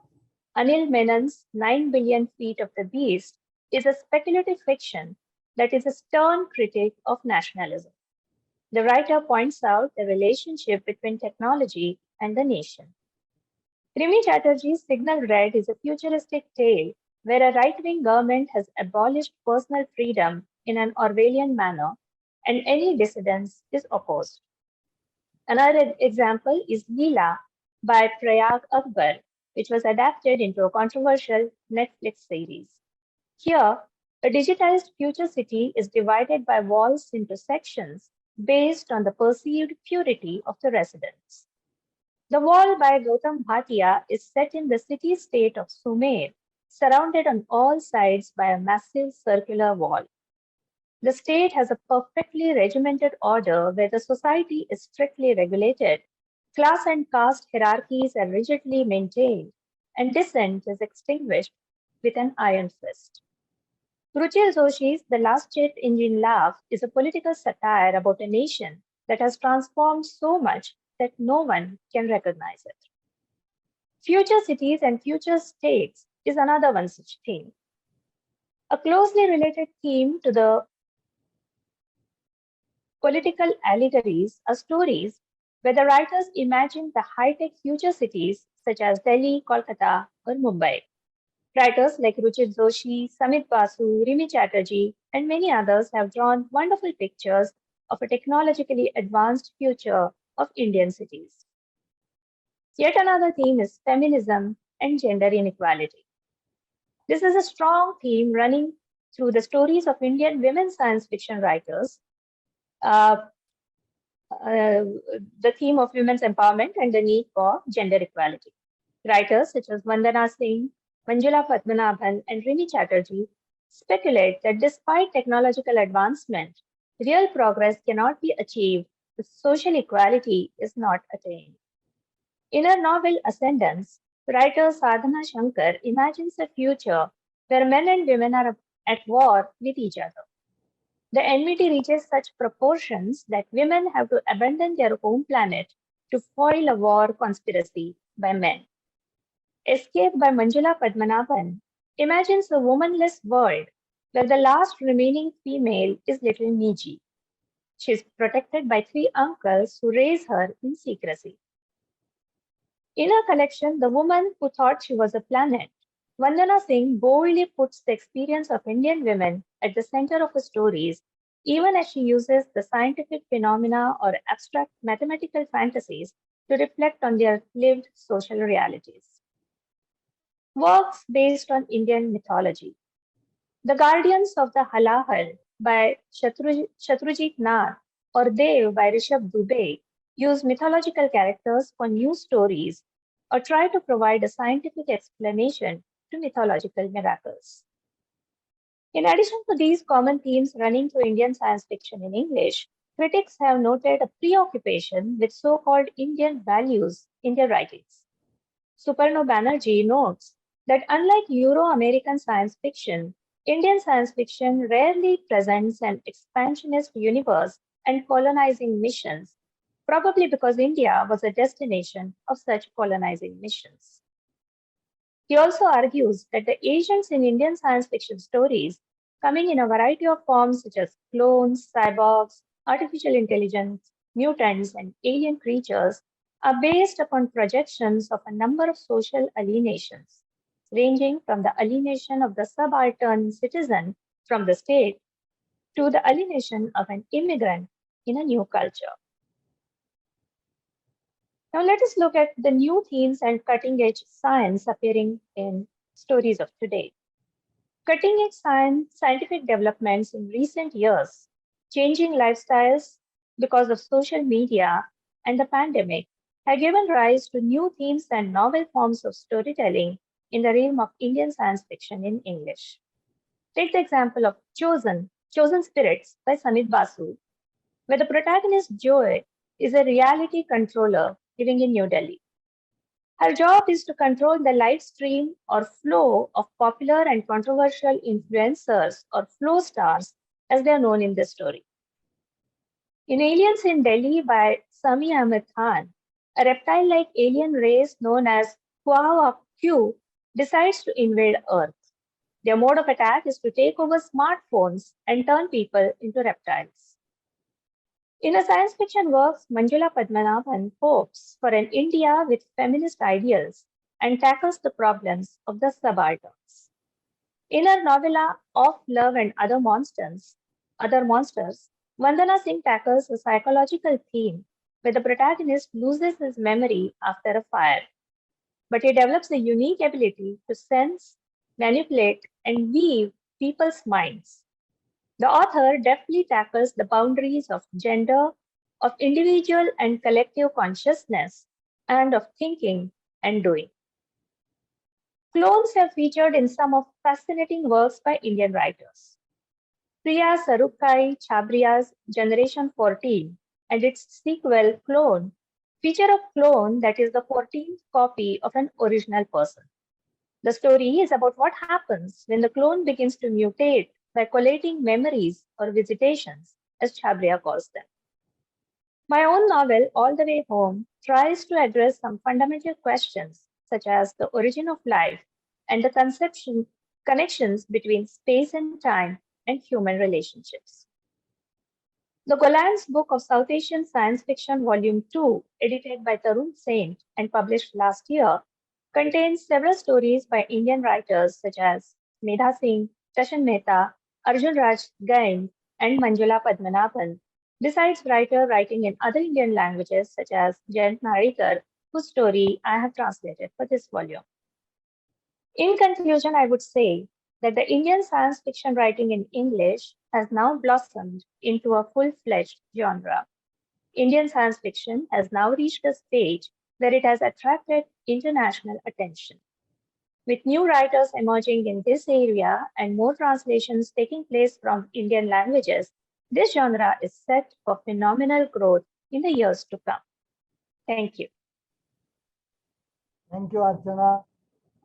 Indian science fiction writers are attracting the attention of the foreign writers. Is the key word of your speech. Thank you. Now we open the floor for the people to ask questions to these speakers, those who have delivered their speeches. Please go ahead. Navle wants to ask. Yes, sir. Please go ahead. Respected teachers, here is one question from the side of student community. You address to a particular speaker. Yes, here is one question to Honorable Dr. Bala Phondke, sir. As a perfect Vice Chancellor, Chancellor, Headmaster, Principal of Indian science fiction, sir, suppose we imagine we have 22 students, that is languages recognized by Indian Constitution, where each and every student stand. We have a curiosity, and as a critic, you know the national scenario very well, where really each language stand in the field of science fiction, and what is the relationship between creative and critical writing?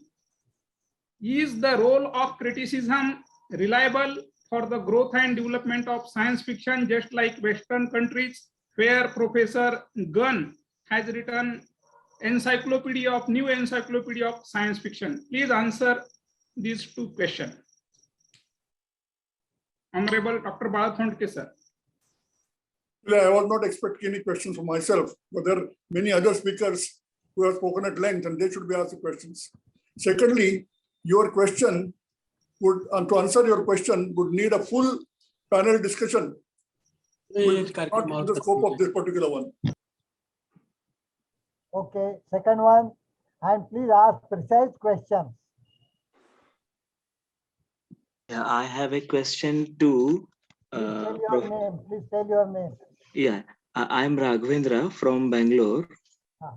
I want to ask Professor D.P. Singh. In his speech, he was mentioning about some video. If he can share the link in chat box so we can see that video. And another question to Savita ma'am, are there any translation into Kannada from Marathi stories? Yes, there's translation of stories, robot stories translated by Dr. M.S. Sri Narahari to Kannada. Marathi stories, nearly 25 stories have been translated. One of my anthologies has been, two of my anthologies have been translated into Kannada by one of the leading publishers in Kannada. Let me tell you that the 20 stories on robotics have been translated with the help of Sri Narahari into Kannada in the year 2000. The book was published in Mysore University. Any more questions? Sir, I would like to answer one question was addressed to me. That the video I have already sent to the Dr. Sri Narahari ji, and also it has been shared with Dr. Deshpande. I think they can upload it on the website, and from there anybody can download it. I can't upload it on your site from my place. Okay, I have shared it through the email. Okay, fine. All right, thank you. Next one. Now I request Dr. Bala Phondke to give his summing up remarks.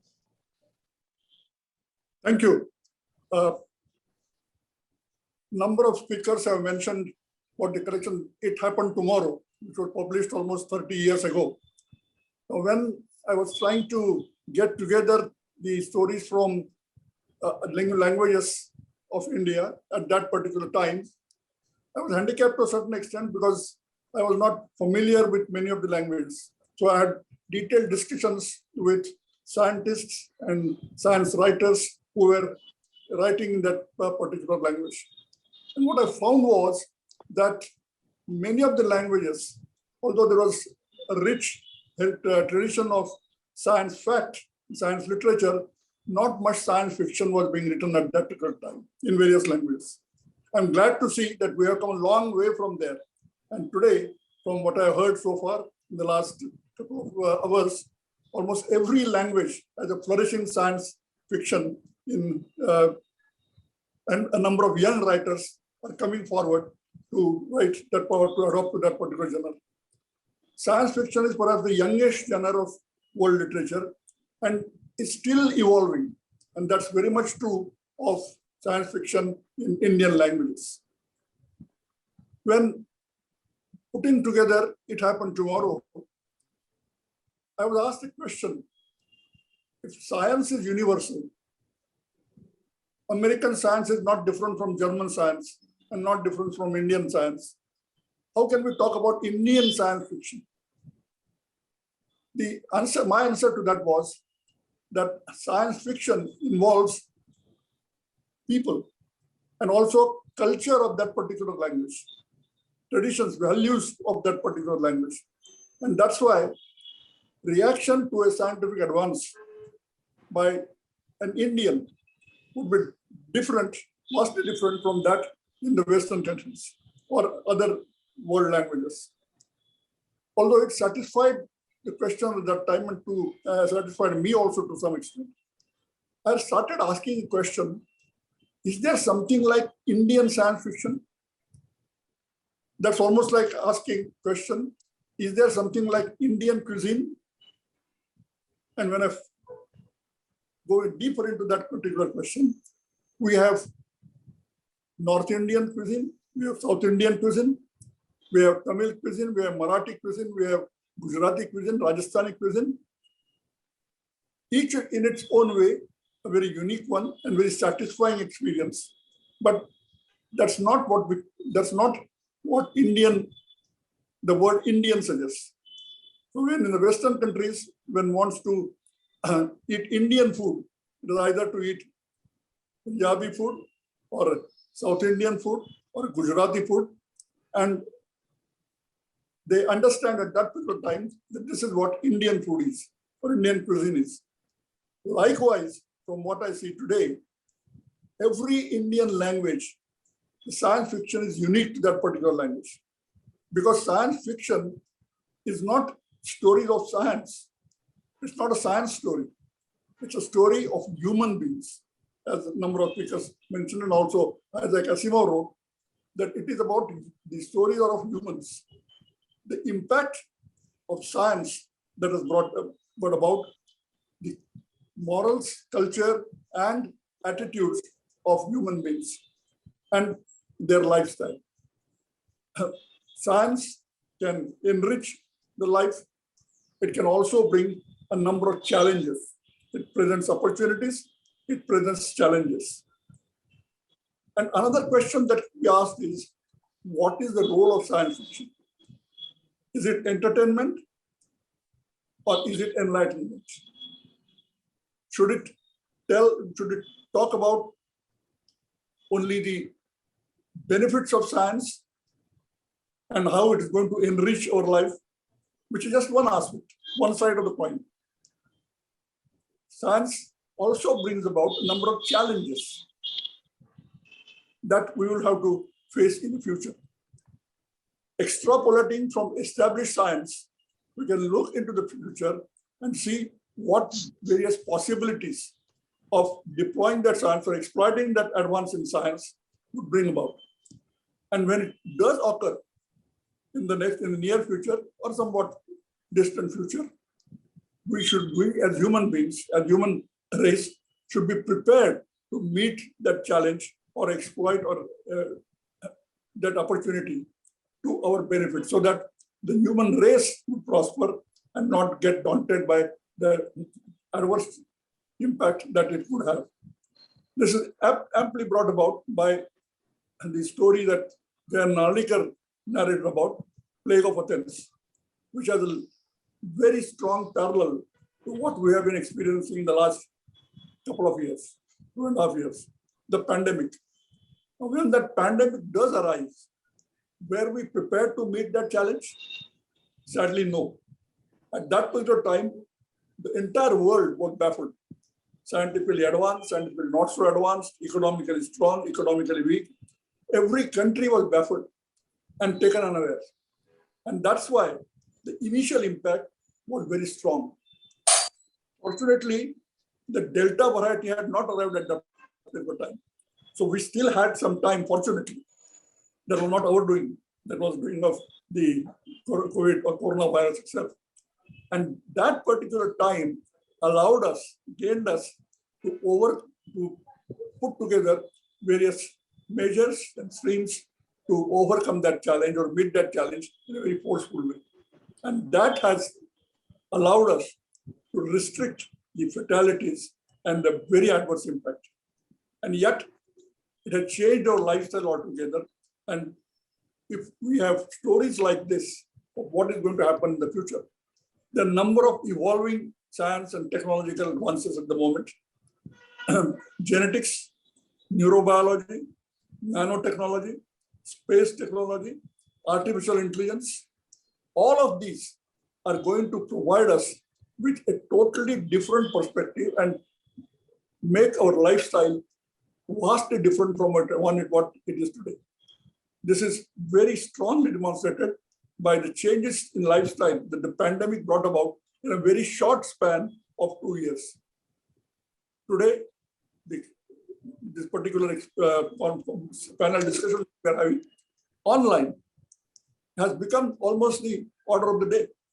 Every session or every interaction that we are going to have, in a way, it has brought the world together, which is a challenge that faced by everyone. At the same time, it has put people asunder. We are not meeting anyone in person anymore that we were having earlier, we were doing earlier. And that has certainly brought about some emotional scars in almost all our psyches, which are going to dominate our attitudes, our views, our morals in the future. Advances in biotechnology in particular has put forth a number of ethical, sociological, lifestyle changes or legal issues that need to be faced fair and square. Recently, there was an advance which was called a 3-parent baby. A baby which had one father, the sperm was donated by that father, but the 2 different females contributed to the egg.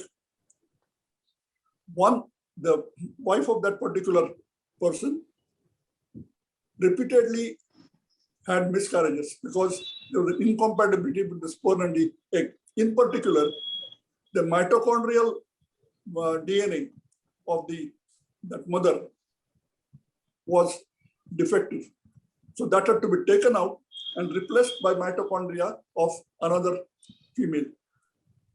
So the child had 2 mothers, one biological mother, one not biological, the egg-giving mother, the other was mitochondrial donation mother and the father.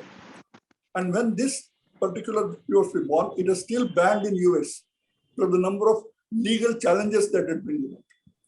Now consider, at some time in the future, there is some issue of inheritance. And if that particular donor of mitochondria also claims that she is the mother and should also be provided for by the child, and the child refuses, what particular decision will the court give? Back in 2003, there was a conference in Hyderabad organized by the Institute of DNA Fingerprinting and Diagnosis. The theme was impact of new biology on justice delivery system. The particular conference was inaugurated by none other than Chief Justice of the Supreme Court at that particular time. And the participants were a number of Chief Justices from various states, other judges, legal luminaries, police senior officers, sociologists, even people from the various religious heads, churches and biotechnologists. And for 3 days, almost all the aspects that can be imagined at particular time were thrashed out. And the Hyderabad Declaration was prepared to be given to the Parliament to either enact new laws or change existing laws, because to meet the challenges that the science is going to bring about, the laws at that particular time were just unsupported. They were not adequate enough. Now, these various aspects are now, I find, reflected very strongly in the science fiction that is being written in various different languages. And that's why we have to make the world aware that when we talk of Indian science fiction, it is science fiction written by Indian authors in India, whatever language it may be brought in originally, and it reflects the Indian ethos, Indian psyche. And that is what will be true Indian science fiction. I hope this particular discussion that we had today would go a long way in bringing about that particular amalgamation and ethos. Thank you very much. Thank you, Dr. Phonke.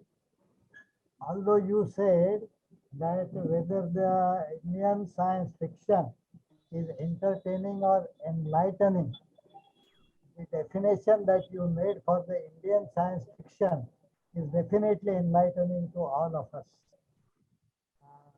I thank all the speakers, those who have spared the time, studied well to present this particular paper, because it is not so easy to present such papers. One has to study last 100 years history to put forward the views and all that, and every one of the speakers have done more than a justice. I thank all of them. I thank other people in the audience. I thank Indian Association for Science Fiction Studies, especially Dr. Sri Narehari, who have given this particular opportunity to Marathi Vidnyan Parishad to organize such a seminar. I also thank Dr. Jayan Narlikar and Mrs. Mangala Narlikar for giving a presence and presentation enlightening to all of us. We wish again a very long and healthy life to Dr. Jayan Narlikar and many such programs every year to celebrate the National Science Fiction Day. I thank once again to everyone, and we close here our seminar today. Good night. Thank you all for joining and make this moment memorable.